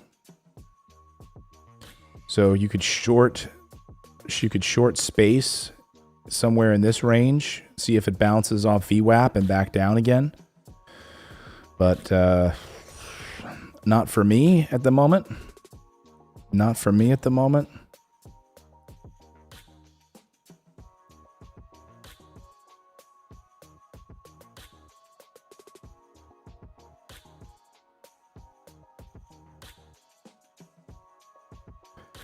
So Carve, look at this. We're gonna see a bounce here. You know, to me, Carve, I would jump in on it, but man, the volume is so low. 68, 29,000. No way. No way. Because I feel like it could bounce off VWAP, but the problem is if you get into a trade right now on Carve, you could end up sea serpenting for the rest of the day like this, or it could just bleed out. And this could be what's known as an all-day fader. That's what this could be right here, is an all-day fade. So that we do this all day. You're waiting, and it just all day fades down to nothing. So that's happens all the time. Happens all the time. I mean, where are we pre-market? Yeah, I mean, well below pre-market highs, or pre-market lows. Way below VWAP. Volume is super low. The only thing that's encouraging is that, at least on RSI, it's way oversold. So, I don't know. But again, no volume for me to make a play on Carve at the moment. So SGOC, let me see here. Volume is kind of dropping on SGOC. I haven't made any trades yet today, guys, because I just haven't felt confident. So let me know if you guys made any trades right now.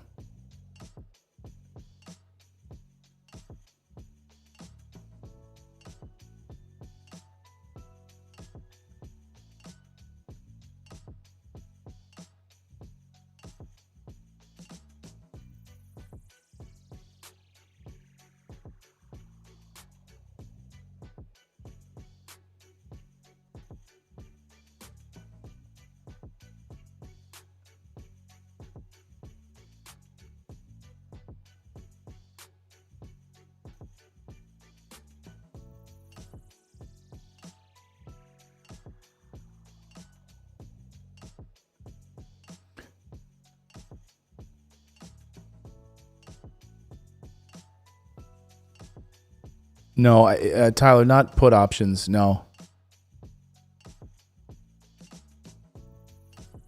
Although they're both bearish, obviously, but no.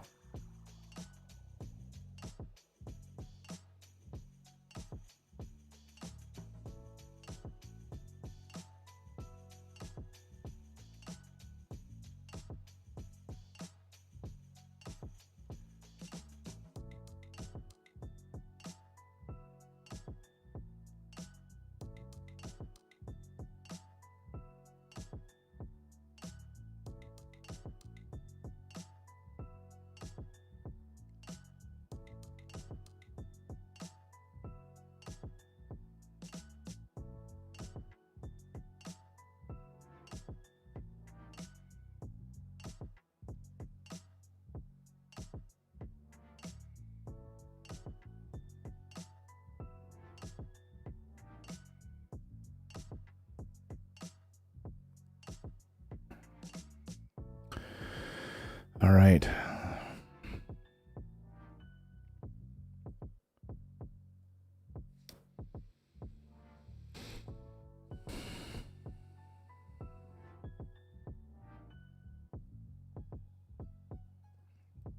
Take a look at CLF. Back again. CLF. CLF could be on the table here.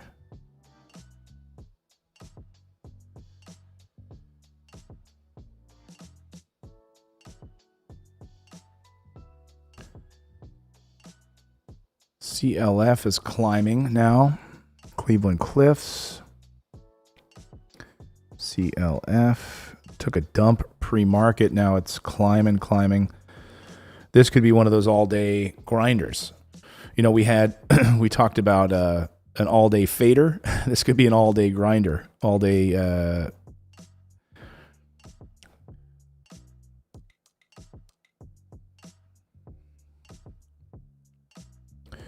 Volume is there, not too high, but so keep our eye on Cliff. Move this one up on my list.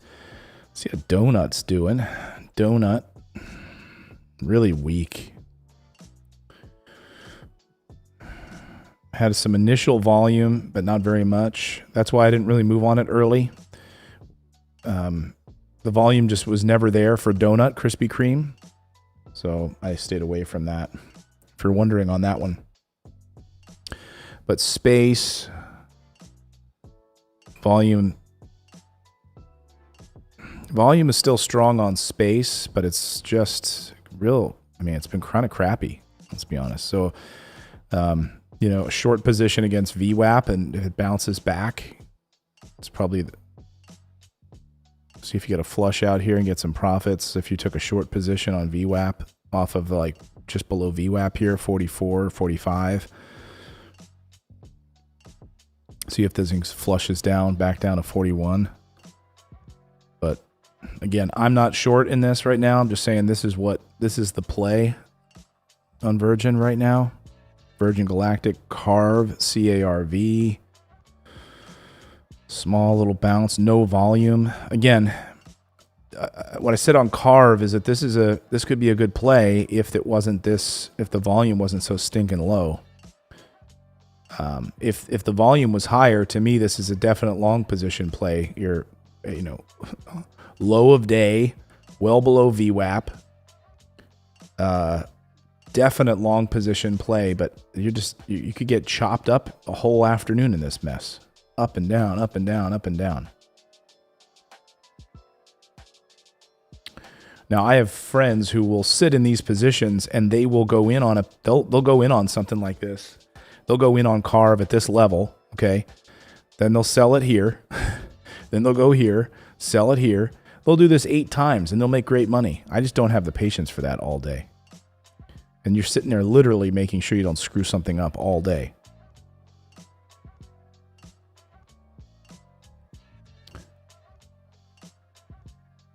And that's just my thought on that.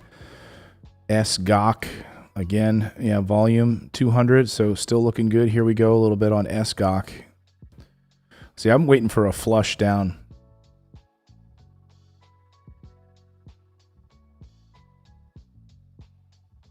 Volume's lower, but let's see if anything's... Here we go, a little dump action. See, I would love to get a dump below VWAP. Or at VWAP for a little bit of a long play, small long. What do you guys think? Yeah, Darius, I don't have that kind of patience either. You have a hold in what? Tammy, you have a hold in what?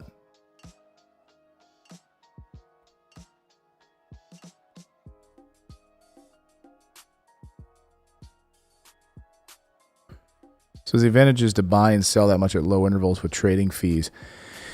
Yeah, I mean, it depends on your brokerage, right? If you're,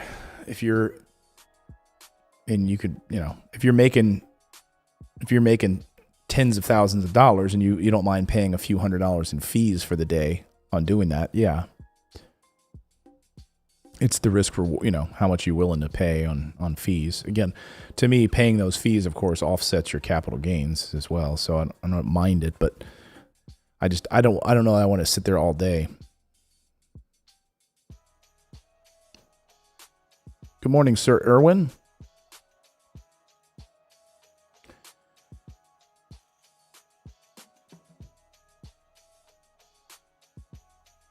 Tammy, what's your hold on that one? So this one's like chopping around. Guys, this is like...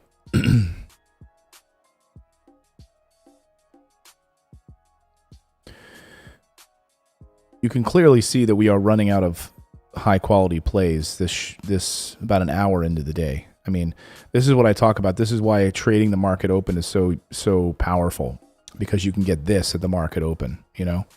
And now we get into this accumulation, call it consolidation phase, whatever you want to call it, this chunk here, sea serpent phase that I call it, where we go like this for the next few hours. I don't like to ever make trades in this zone because you just get chopped up. chopped up and spit out. That's just my experience. And a lot of day traders try to avoid this as much as possible. This is really the line in the sand for the day, though. I mean, look, this is like, this becomes our line in the sand for the afternoon, like where things will kind of bounce throughout the day. Always want to see where that most recent line in the sand is. It gives us the more touch points we have off of a line, boom, boom, boom. The more support and resistance moments we have like this, the stronger this line becomes. All right, space, what's space? Space skipping down. So space offering some benefits to a short position here, skipping down a little bit. So if you took a position here, sold off a few shares, made some profits on space off of, but again, I didn't go short on this.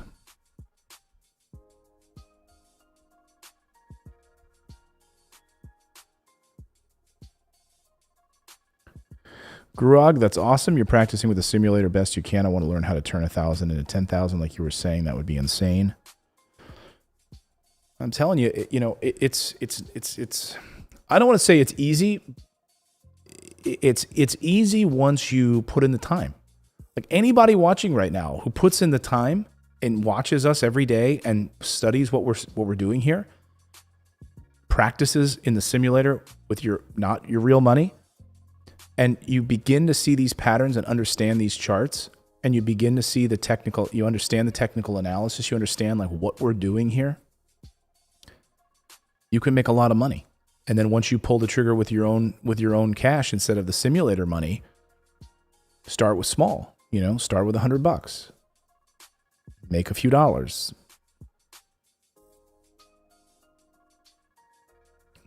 And you find out what kind of a trader you are. Are you, maybe you don't like day trading. Maybe you just want to be an investor. That's okay too, right? Learn and if you do want to become a trader and you've got a few hours, especially in that morning, right when we're live, I can show you what hot stocks I'm following, what I'm trading in the morning, what has the most volume, and you can start to follow along and learn. It's a really powerful, life-changing money, guys.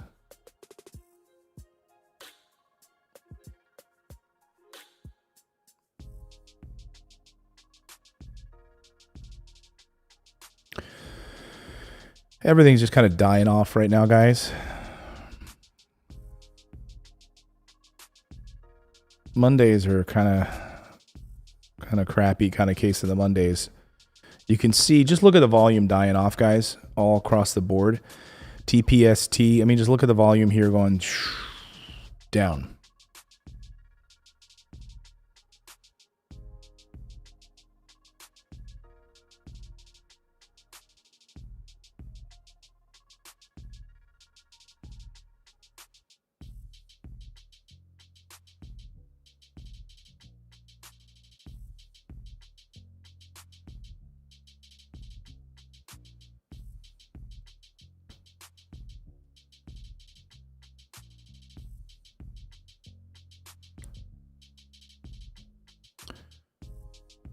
Space wash down again. So nice little trade there. If you were doing a short position on space, put a nice little dump there on that flush.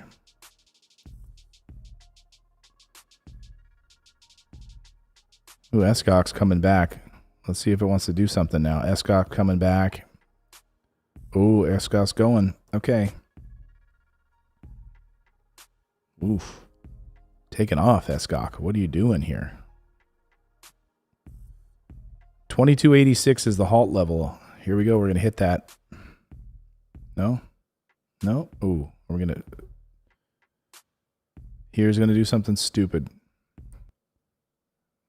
There's going to be something stupid here. What's going to happen with SCOC? Okay. Might be just a stop hunt.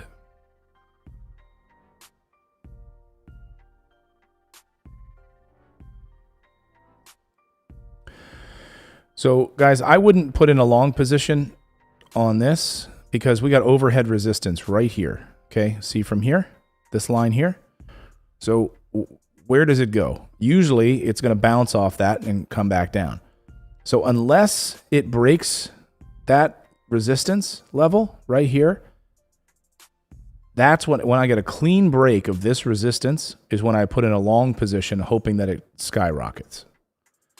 But there's no way I'm putting in a long position buying and hoping it rises in price. That's just another fancy way of saying, you know, buying and rising in price. Buying and rising in price, right? That's what most people do with your 401k. That's a long position, right? Long position for me during the day is just simply a long, it could be for a few seconds that I have that long position. Could be for an hour, hopefully not that long. But we could have a nice dump down. Like if we get down to here on a nice dump, then I'll take a long position because I know it'll probably it could bounce up to here. Or if it comes up a little higher, it could be another short sell, short position till it rides down. Let me clear these off. So, any questions on that, guys?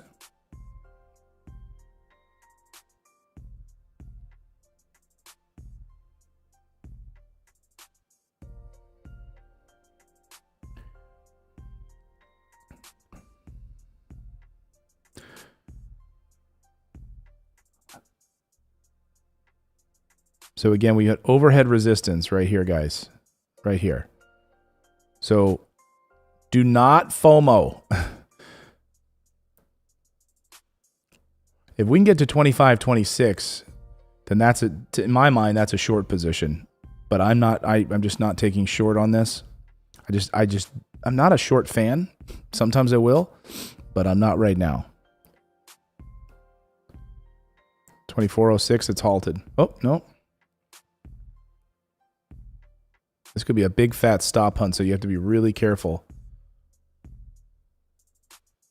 Be very careful on these candles. Somebody's stuck at 24. There was a big bid at 24.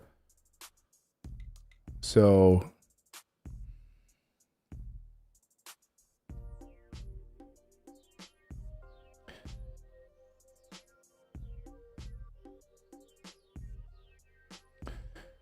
be very careful, guys. You could be wicked back on. Look at this. Be very careful on the stop hunts. I've seen it time and time again.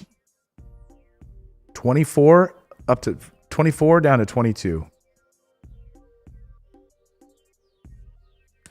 See, I would say that's why I said it's stupid, in my opinion, to take a long position, because this is exactly what's going to happen now.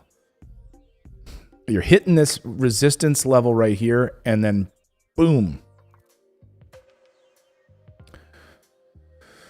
Smash that like button, guys, if I'm giving you any guidance, any advice whatsoever. And subscribe to the channel if I'm bringing you any value at all. I'd appreciate it. Lets me know I'm not just speaking the wind. But, you know, here we go. I mean, this is the thing. These patterns are so important, guys. You know, here's high of day, right? Here's high of day. That wick is like, you know, scary. And then we see this huge jump. So we see something happening again. And these manipulators, you know, that's what these institutions, these guys do it. They're just hunting for these guys, making a play, hoping to screw people over. So if you understand how they work, you don't get screwed. And then you trade alongside of them. That's what you cannot beat these guys. You cannot beat institutional traders that have millions of dollars to do, you know, screw people left and right, left and right, left and right.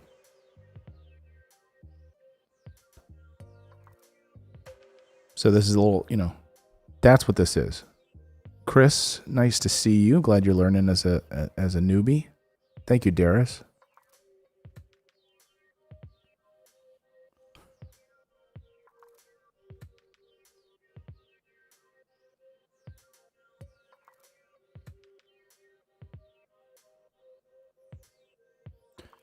The volume, though, is kind of dropping. That's what scares me. So the volume is dropping a little bit, guys, on that. So, you know, anytime you've got in my opinion, volume dropping below 200,000,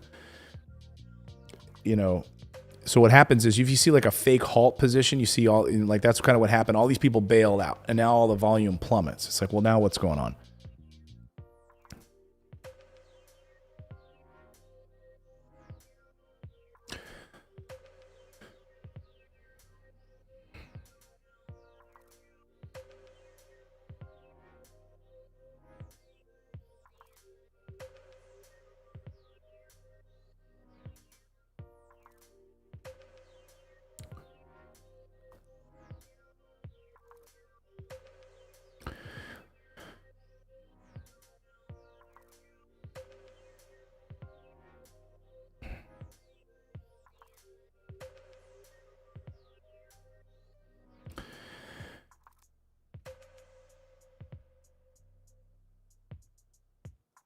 So line in the sand here has been basically off of VWAP. Okay. If you need to know, if you want to learn what VWAP is volume weighted average price. P. And that's the blue line here. Okay. So when I turn that indicator on, so I make sure that I have my VWAP turned on. Okay. Or I can turn it off. Turn it on, but I always keep it on. It's a very important indicator for day traders. Because the stock tends to move off of that throughout the day. And we can already see right here that this has had this line in the sand. The line in the sand, the LIS is also a very important indicator because it's basically been proven throughout the day. It's bounced here, boom, boom, boom, boom, boom. Keeps touching this line. So that's our line in the sand right now. This is probably, actually right in this section is probably our line in the sand at the moment. It's more, it's more horizontal here. So here, right? So we've had a few touch points. What that shows me, guys, is that this is now a really strong resistance level. Support and resistance level through the day. Okay. So this, if I'm waiting for this to take a flush, it's probably going to come down here and it's going to bounce probably both off of VWAP, which is right here in blue. Okay. And off of this, which coincides with VWAP. So we've got two really strong reasons to believe that this is our really strong support and resistance line in the sand.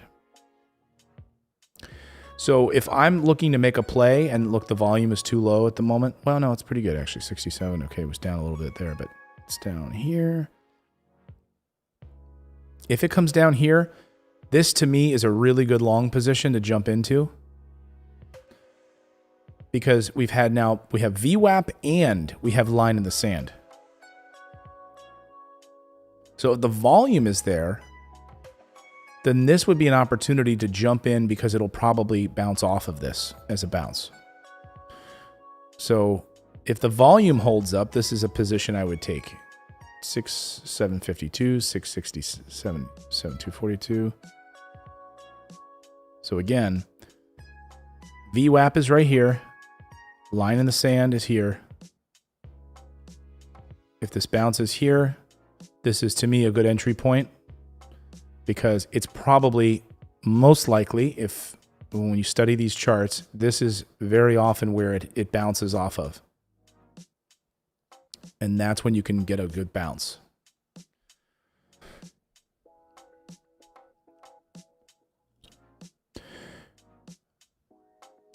And another thing what I like about taking a long position here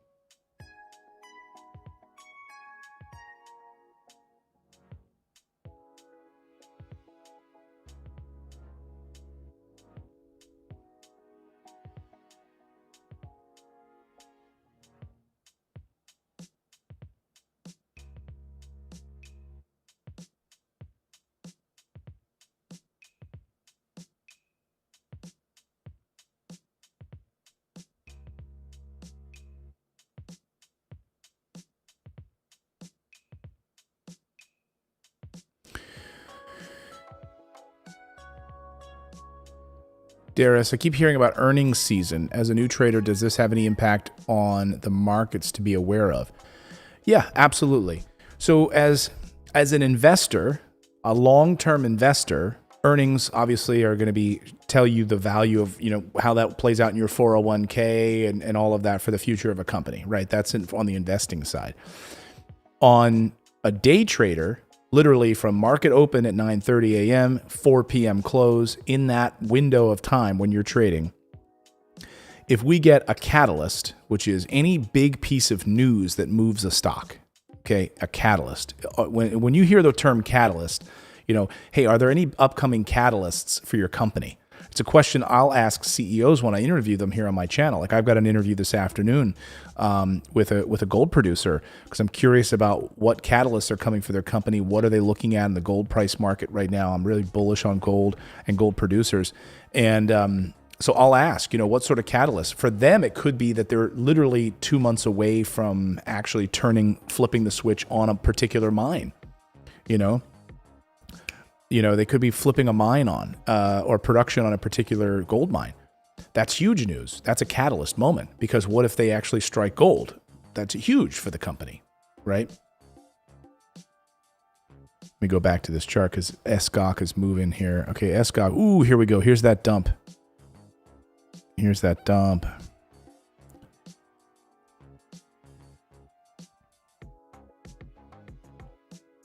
See if it moves down here.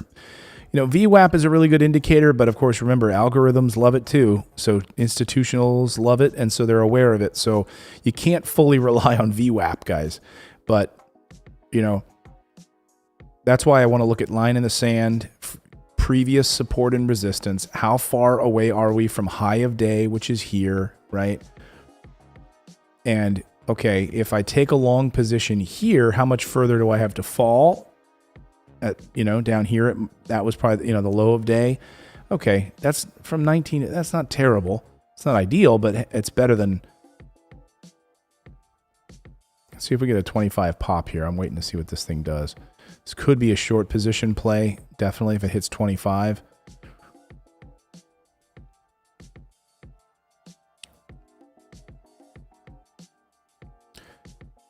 So as far as earnings goes, sorry, Darius, I was getting a little distracted there.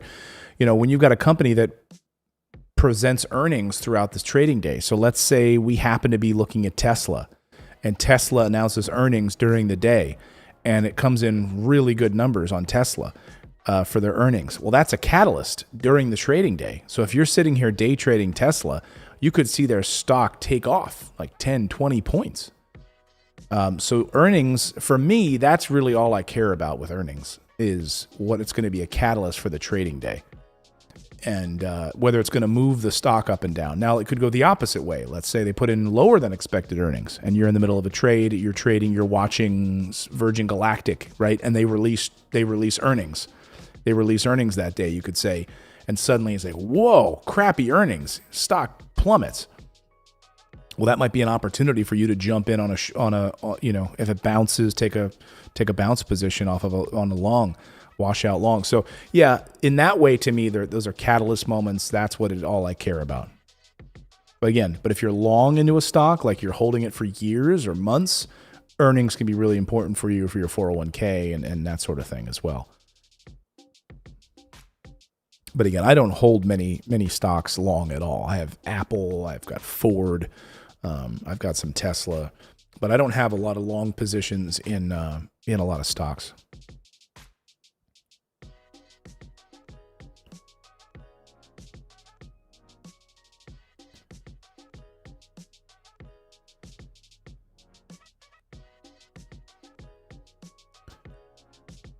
All right, 25. Let's see if he. Oh, 26.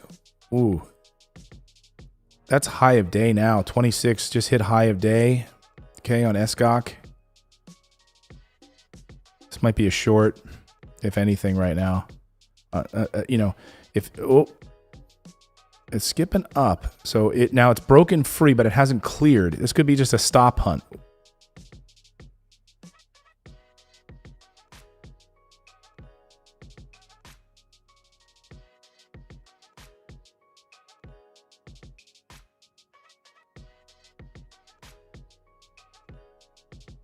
All right, it's halted right now. It's indicating 2673 on the reopen. 2673 on the reopen. It's halted right now. Now it's looking like a gap down. This is sketchy. Now it's indicating 24, 25, 25. So it's a gap down. So this is sketchy to me, guys. Be careful.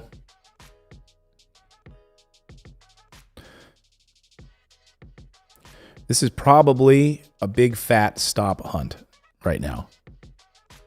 So be careful if you guys are playing SGOC right now.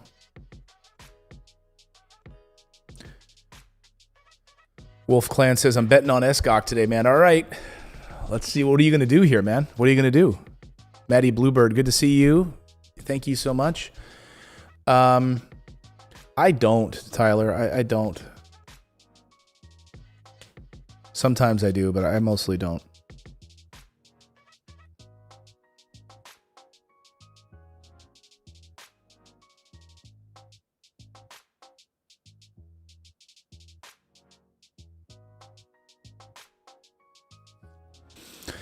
Thank you, Belinda. I appreciate that.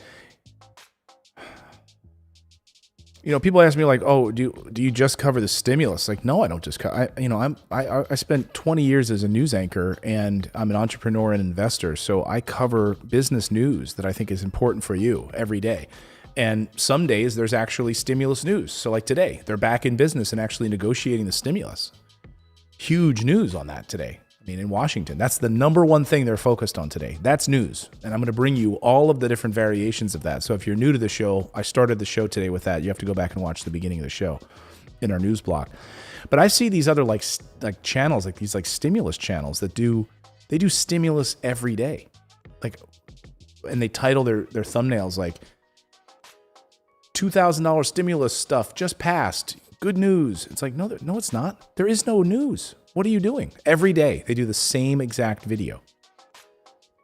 I would kill myself. Like literally, I couldn't get out of bed to do that every day.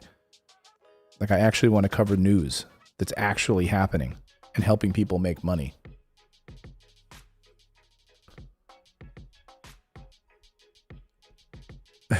Mama 2015 says I just made $2 on my one share on SGOC. Way to go. It's $2 you didn't have before, right? So we are, if you're just tuning in, we're on SGOC right now, SGOC. It is stopped. It is halted.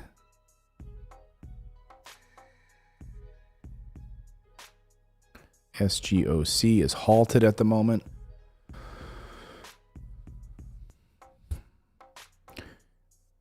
This could be like a big stop hunt, guys, so just be careful on this one. It's really sketchy. The indication is now 26, a little bit less than 2 minutes to go here on this stop loss, or on this halt. Again, it's suspended again. It's basically untradeable at this point. We've had 2 halts up on the beginning, 2 on the down. This is like the 3rd halt.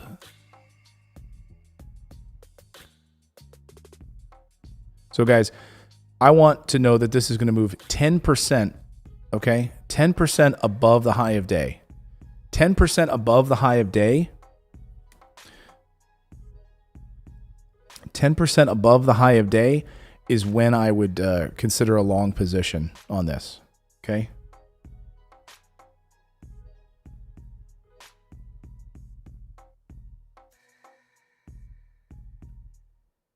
$50 seconds to go on this one, guys. 50 seconds to go.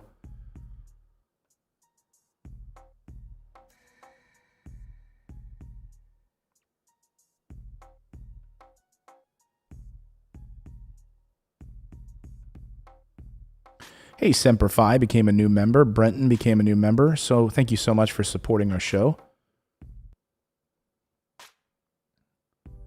My Night Terrors, $5 super chat. Very informative info. Thank you so much. 26.1 is the resumption on this right now, guys. So what you're watching, trading was suspended on this stock for volatility. Here we go. Let's see what happens. 25, it dropped. Okay. It opened up down. Huh. Unconvincing. Wick back. See, you guys, wick back. That's what you got to be careful of.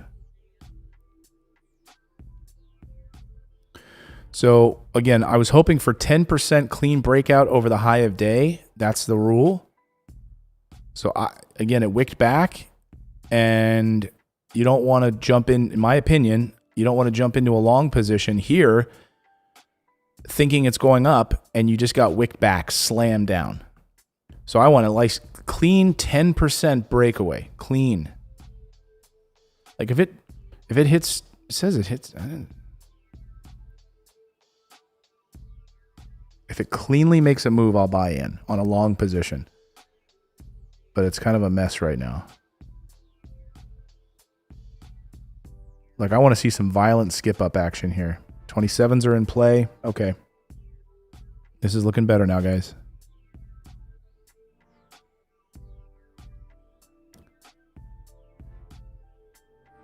So let's see if it sustains 27. Wolf Clan, what are you doing here? Yes.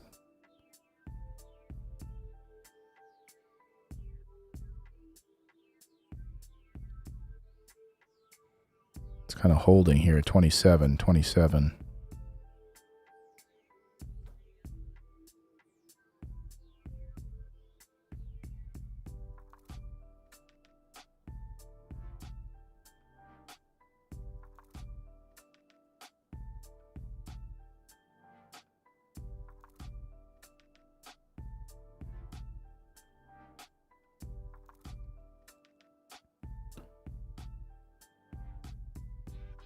Yeah, guys.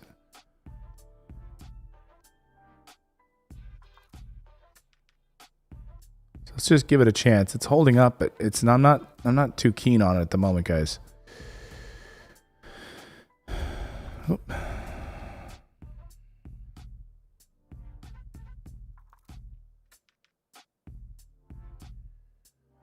Forget my little yellow dinguses all floating around here. But let's go Escock. What are you going to do here? No. Stalling down 26. Yeah.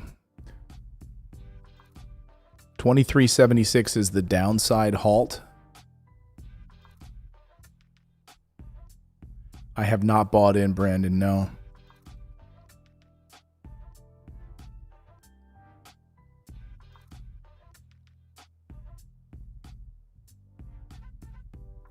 Is VWAP. So again, I want a clean break, and I haven't seen it yet for me to jump in. Wolf Clan, you haven't jumped in yet?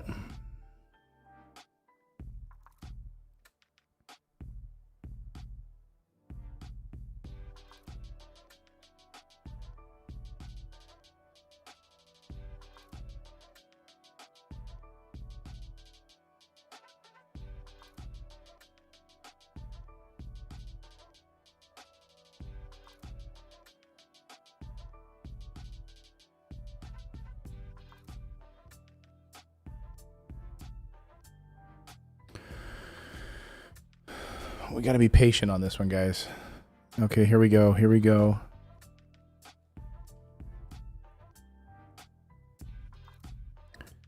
We're back in this 50-50 choppy range here, guys.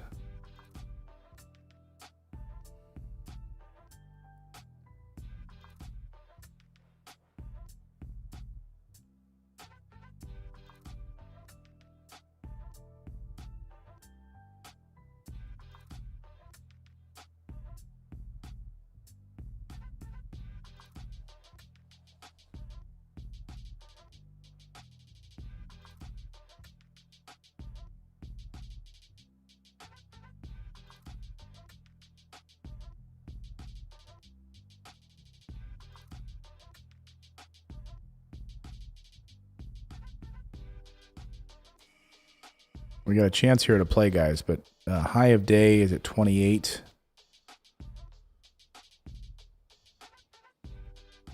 Grover's ready.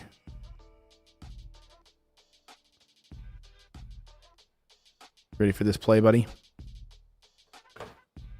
We're keeping our eye on this one.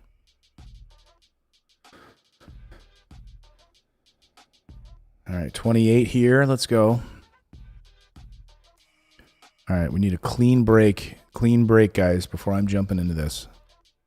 I want 10% break.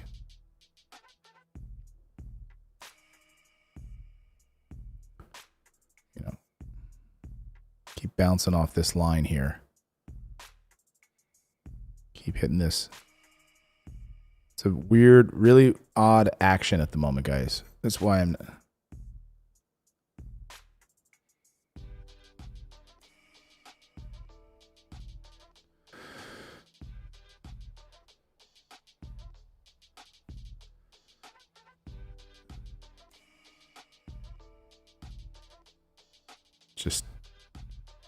Just keep stalling out.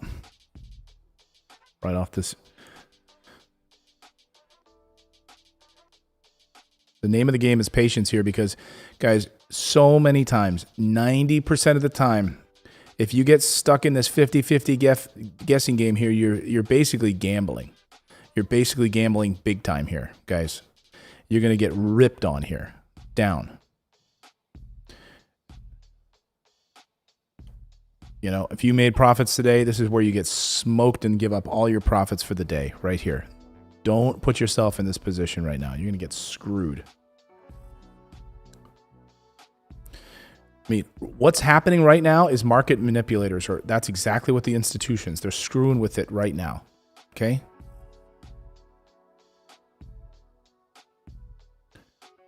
So all we can wait right now is for the stock to show its hand. That's it. Wash it, you know.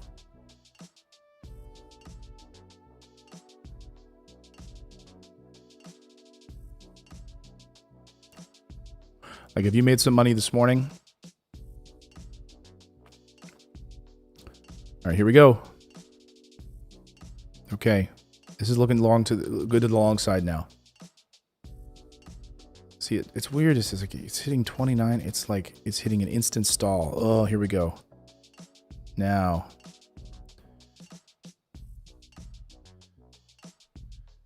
So the manipulators are just using this as liquidity right now. They're trying to get people to chase the top, and then there's like dumping it right in their faces. So it went from 29 to 26, like boom, real quick, like that. Boom, like that.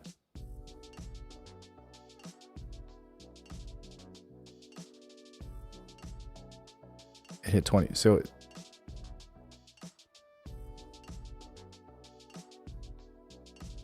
yeah. So here's what happens, right? Look at the halt this morning. Like, if you don't think that sounds real, it opens at 21, wicks back down to 15. 21, 15. It opens up. So you got to be really, really careful. This is what I'm talking about. Like, if you want to get stuck in a gap down, you know, it's going to be brutal.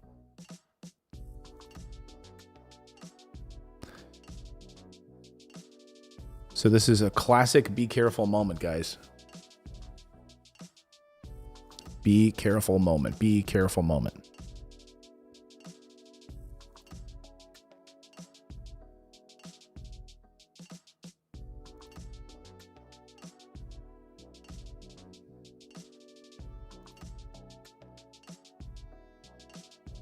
So these market manipulators, they'll tease that it's rising, right? They'll get fake liquidity, okay? Fake volume, right? Fake liquidity, fake volume. Then all these people, all these FOMO are sitting there, these guys, these newbies, and they're like, ooh, I'm going to jump in right now. Fear of missing out. So they get like a 1% wick up or 2%.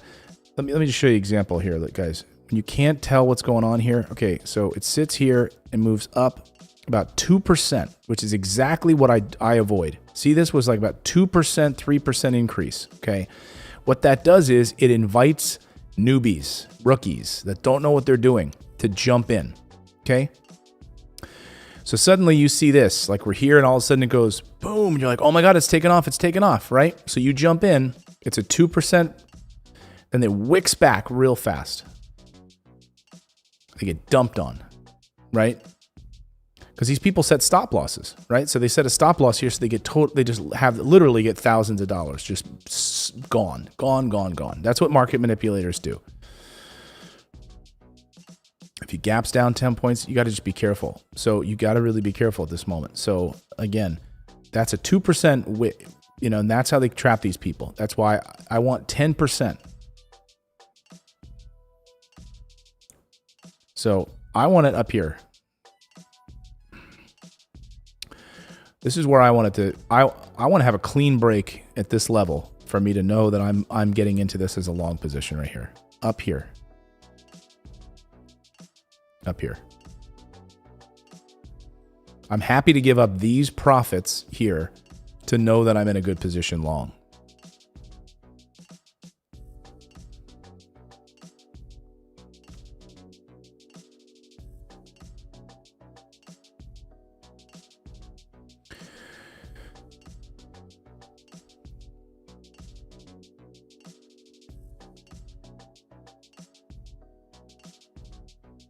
So here, right here, guys, is the halt down on the downside. So if we get a big flush, it'll halt, stop here. Okay. And then if we get a resumption off the VWAP, which is here, this is the blue line, the VWAP, the volume weighted average, then I might take a long position here to get a little bounce, okay, before it, and just take a little scalp position. That's a B setup. That's not very strong, but hey, it's something. So that's what I'm looking at. That's what I'm looking at right now. Way to go, Teresa. Awesome. Thank you, Tammy. Tyler, that's great.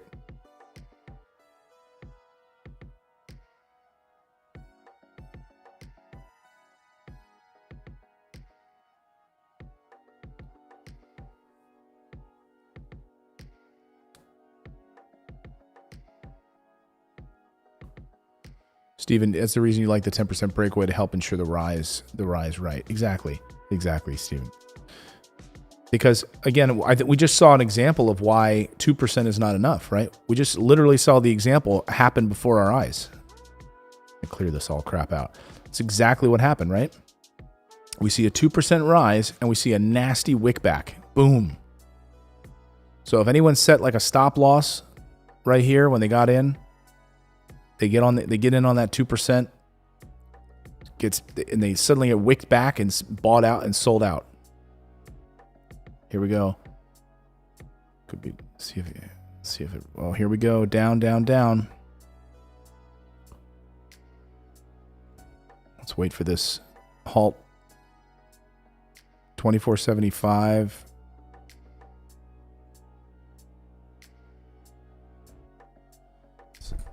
Watch the bleed out here. See if we get a halt.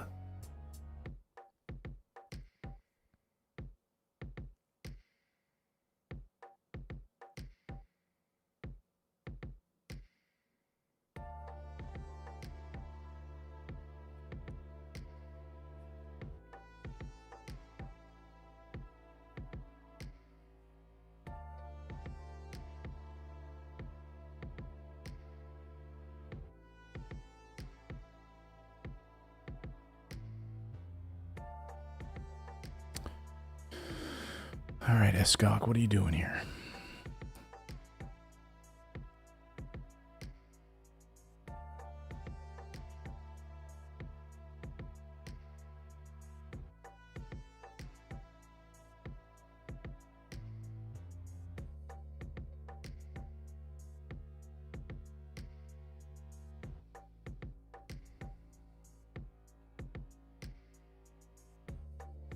This is not really an A-level setup here.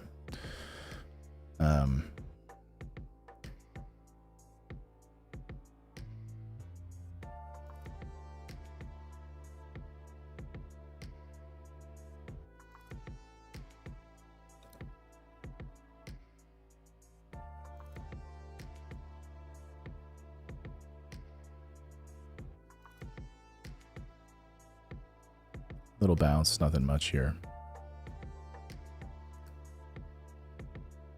Could have taken a long here. I didn't trust it. It was too close to that halt. The reason if you're wondering why I didn't take that, again, I'm just more cautious, guys. Like, I'm ready. I don't want to be greedy. And when there are things that are too dangerous, like, I'm just not doing it. Like, so 24.75 was right here was the halt position, right? So we could have got stuck in a halt if I took a long here and gotten burned. We could have made a little money here if you bought in here, sold here, okay, but I didn't.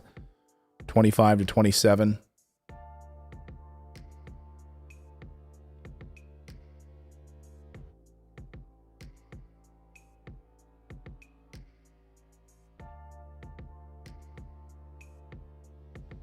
I'm just, I want a clean big win here, and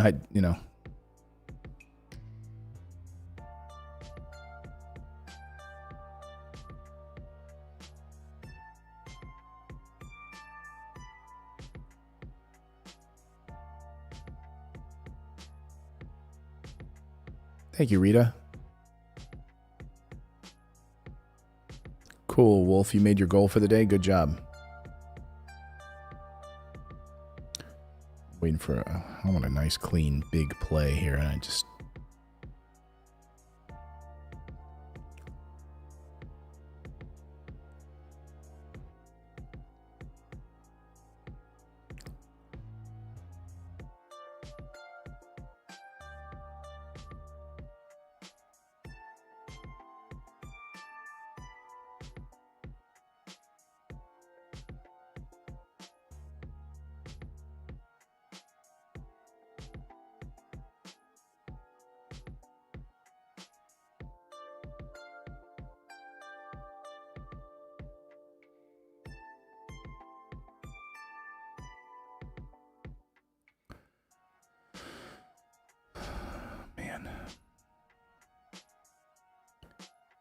SGOC is starting to piss me off now. It's like,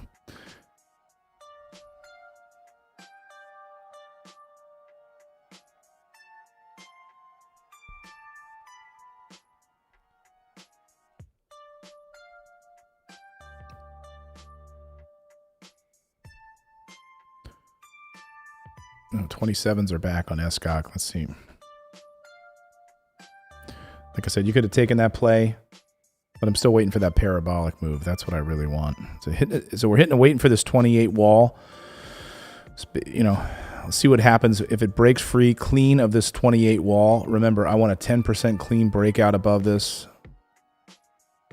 Couple big offers at 28 on the tape.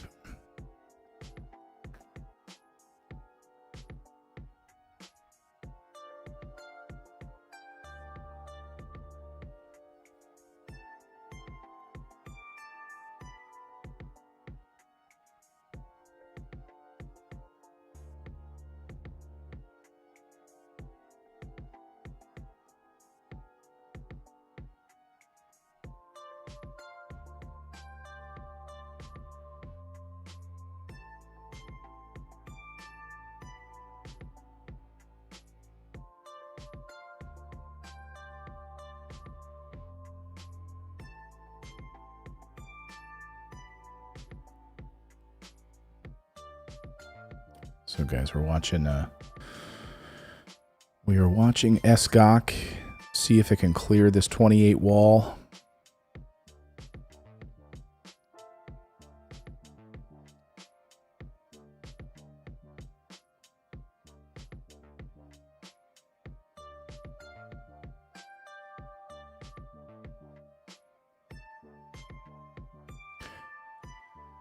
Thanks, Wolf Clan, I appreciate it. 11:20 on the clock, almost 11:30. Another wick back against these 28. So it keeps hitting this 28 wall, guys.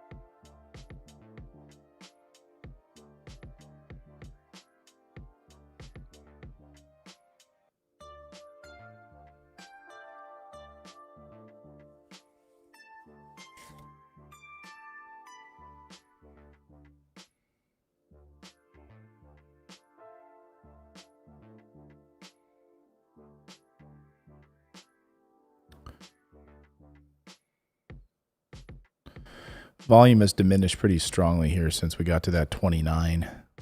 So volume is down.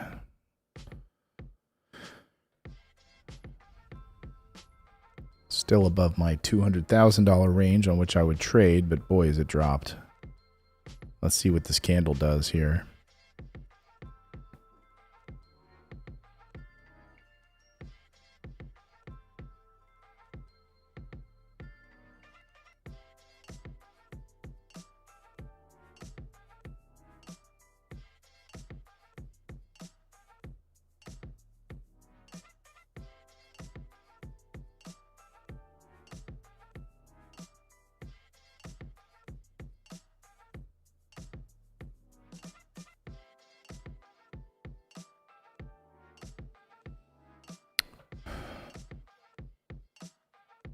Robert, that's hard to say. He's asking about crypto and negatively affected by June earnings season. I don't think so.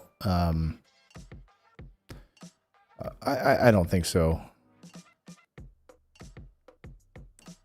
I think, you have to remember the crypto market, it's still very young. And so you can have just massive swings in ways that you just can't with, or what you traditionally don't with the stock market and the Dow. So, but yeah, I don't know. I think more than anything, the regulation news out of China moved. There was a lot of questions as to the hash and how much of those, Bitcoin miners would be able to move jurisdictions. So there's that question. I think there's still a lot of questions about regulation. So we have the positive news out of El Salvador and Paraguay, but then also you have members of the United States House of Representatives basically saying that they want to, possibly ban cryptocurrency. So I think that we still don't have. I'm all for regulation of it, because once we have regulation, it's solidified. I did not take a position, Wolf Clan. No. Just waiting on this. I'm just waiting on this. I'm like a snake. I'm like a viper, just waiting.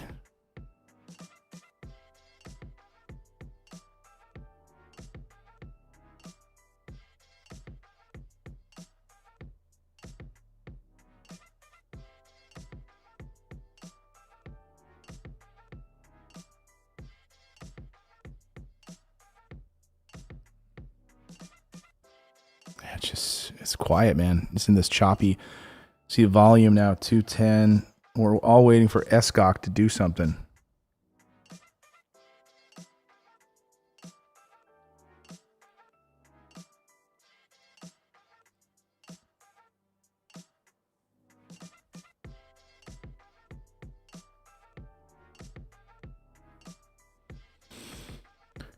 Oh boy.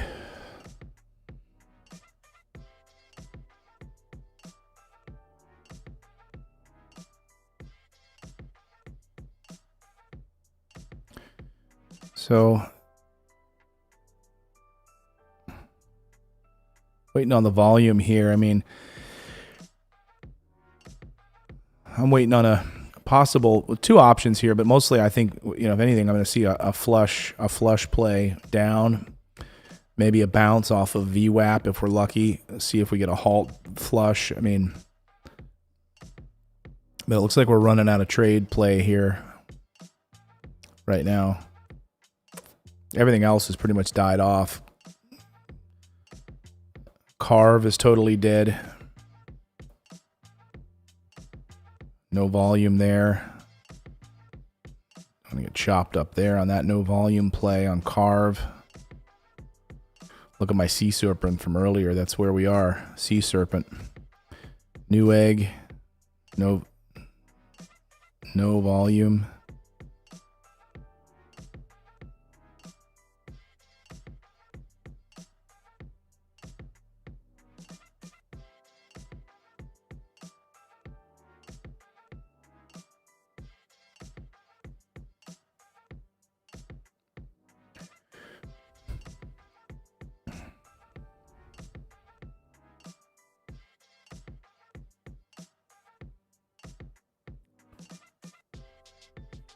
Here we go. Something.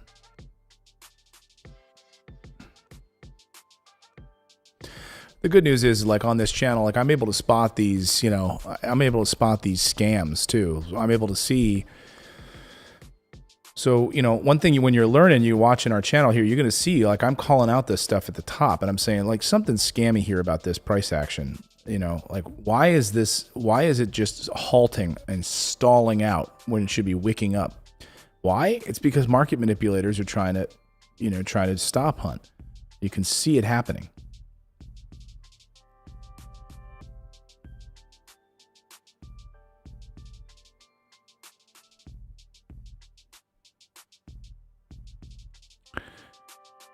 So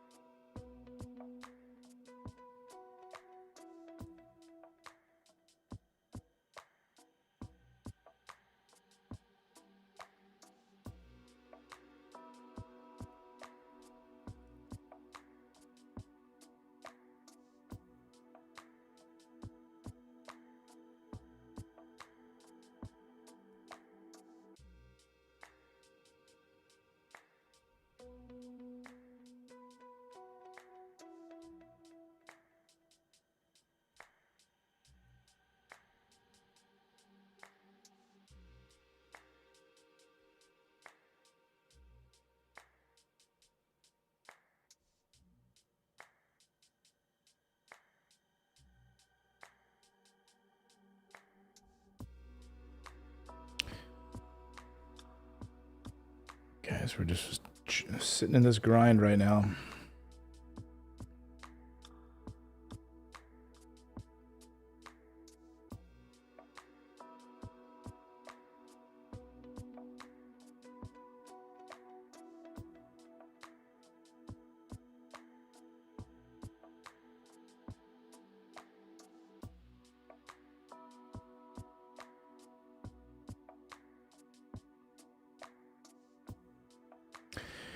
Yeah, Tyler, I did read about that story.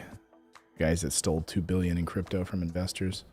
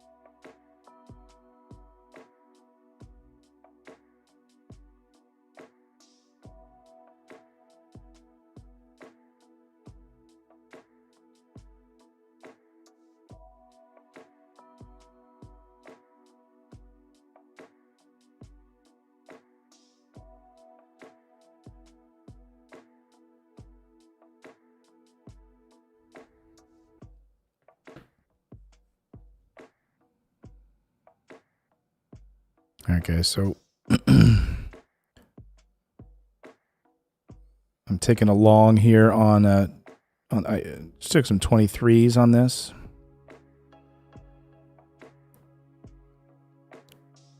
Small size, lower volume. Just waiting for a little bounce on this one.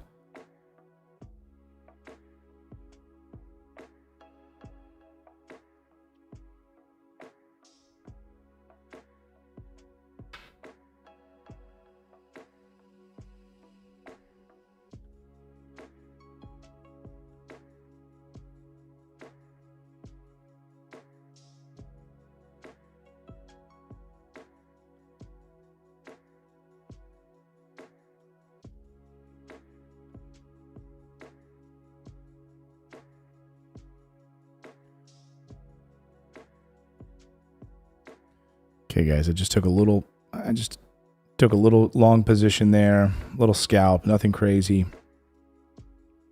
Just made a little profit on that, nothing crazy.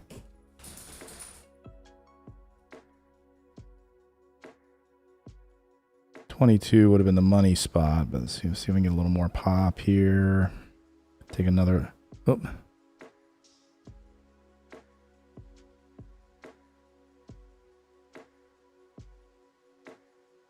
All right. Nice little profit there. Nice little profit there. All right, finally. The only trade I made today. But hey, it was a nice little scalp, nice profits.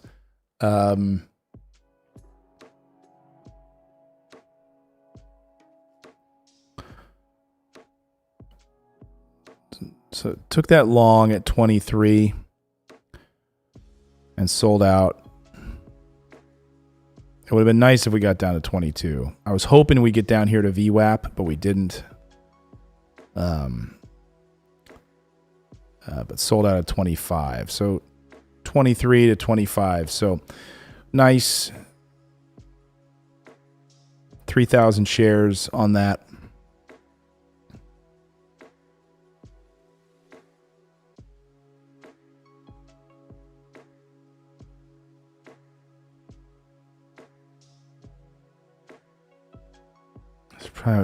Really no other easy trades coming here unless we get a 22 wash. Like if we can get in there 22, dives in at 22.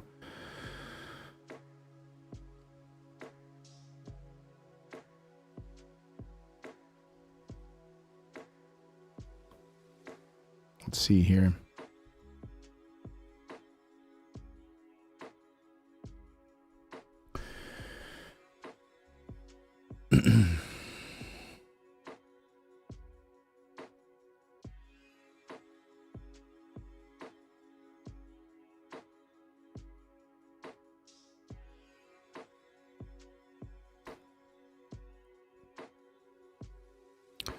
Someone said Galt is popping. Yeah, Galt's popping with no volume at all, guys. So I wouldn't touch that, in my opinion. I mean, no volume.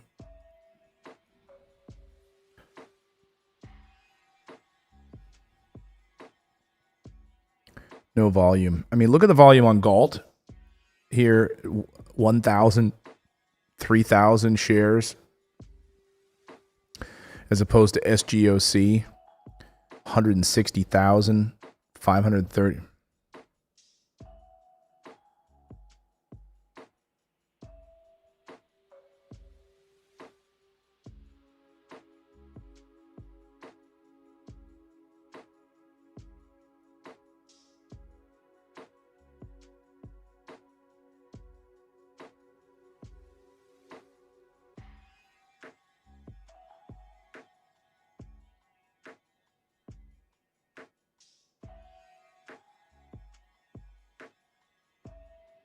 $25.19 here.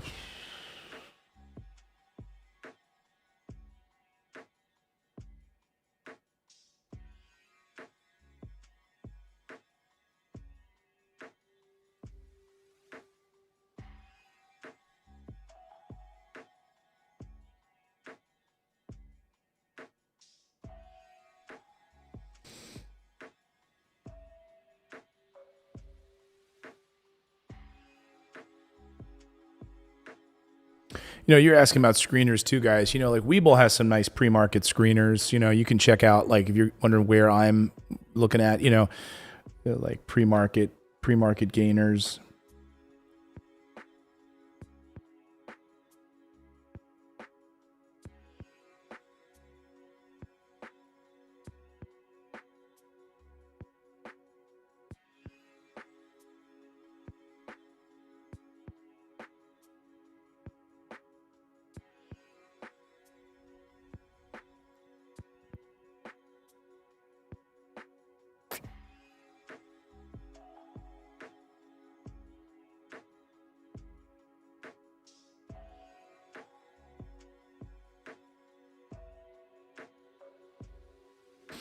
So, guys, I have my alert set for 30s.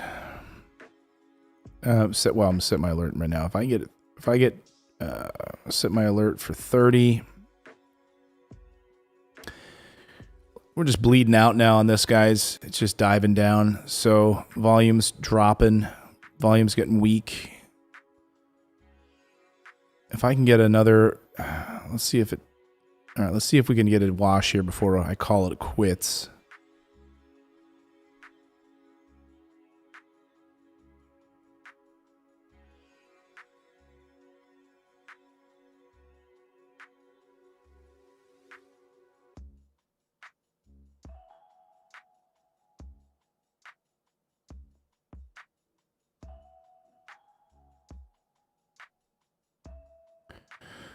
Maybe we'll get 22s here. I don't know. We'll see.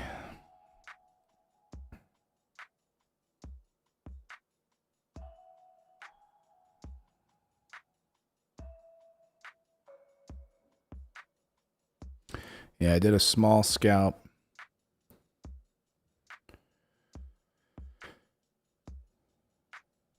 Jeffrey, you have a great day as well.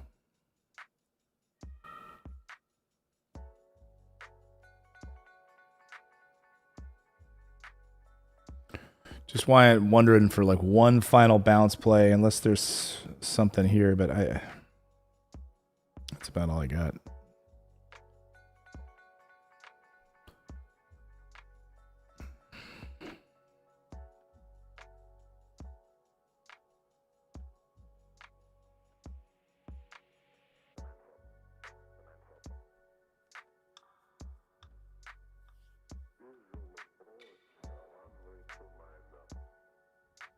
$22 is VWAP, so we might get a little bounce play here, guys. That's what I'm looking for.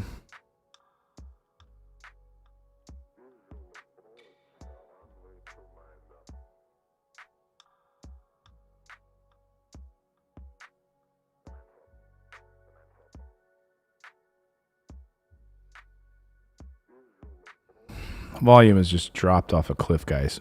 So dying here.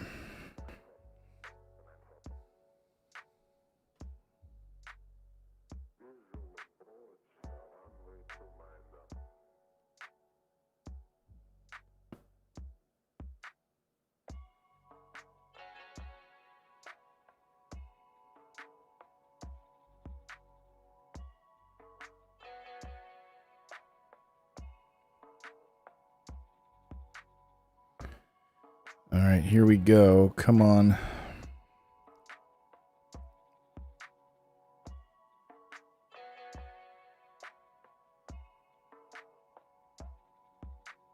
So we can get some 22s.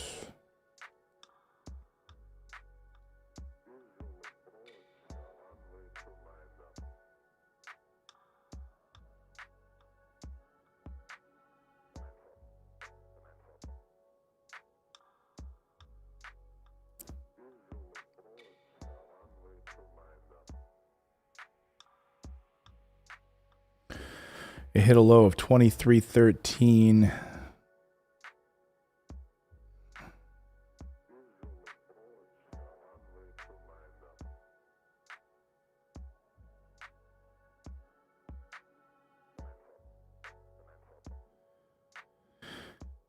Come on here.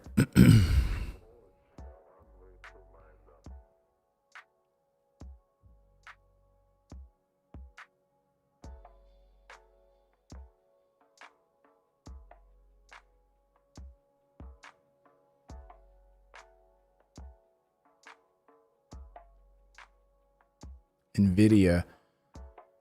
As far as a long play, or are you looking to play short, like a day trade? Trade that, or a long-term investment, Steven, on NVIDIA? I mean, I'm bullish on NVIDIA in general.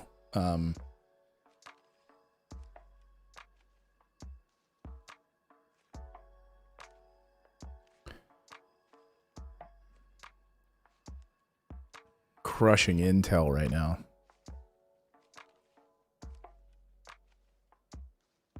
Yeah, long term, I think I'm very bullish on NVIDIA. I think really no one touching them in that space right now for what they're able to do. Intel is just collapsing before our eyes, in my opinion.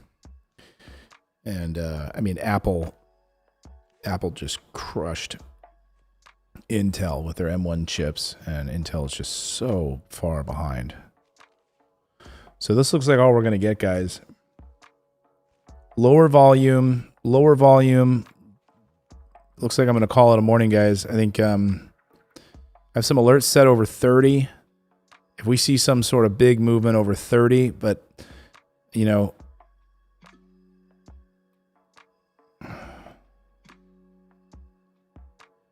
I'm up green on the day, which is good. I'm going to set an alert at 22 right off VWAP.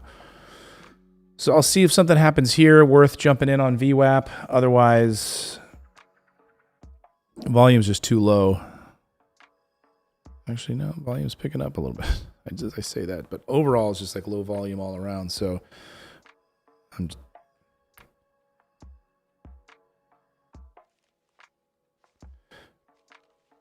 you know, you have support levels here, 22, 19. So there's some plays. Ooh, here we go. Let's see if it's going to pop down.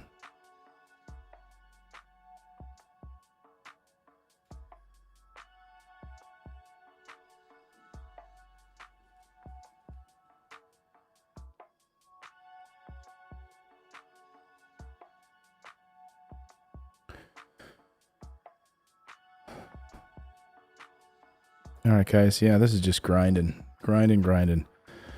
So, you know, here for me, there's a couple of plays. This is how I see it for the afternoon on SGOC here. Is if we get a bounce off of 22, I take a long position there. That's one play here. Or if we have a clean break over high of day, 10% over that high of day, right around 30. So I have an alert set over 30. And from there, I'll kind of monitor it. But right now, we're lower volume on that last candle.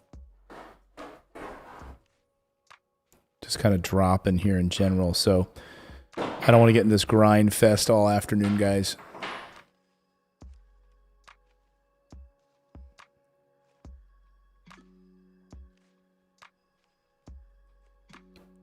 Thanks, everyone.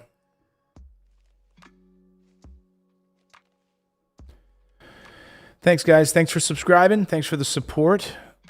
Much love to all of you guys. I will see you back here. I've got a video later this afternoon I'll be publishing, and then put a lot of work into, and we'll be back here bright and early for another edition of the show. So much love to all of you guys. We'll see you a little bit later.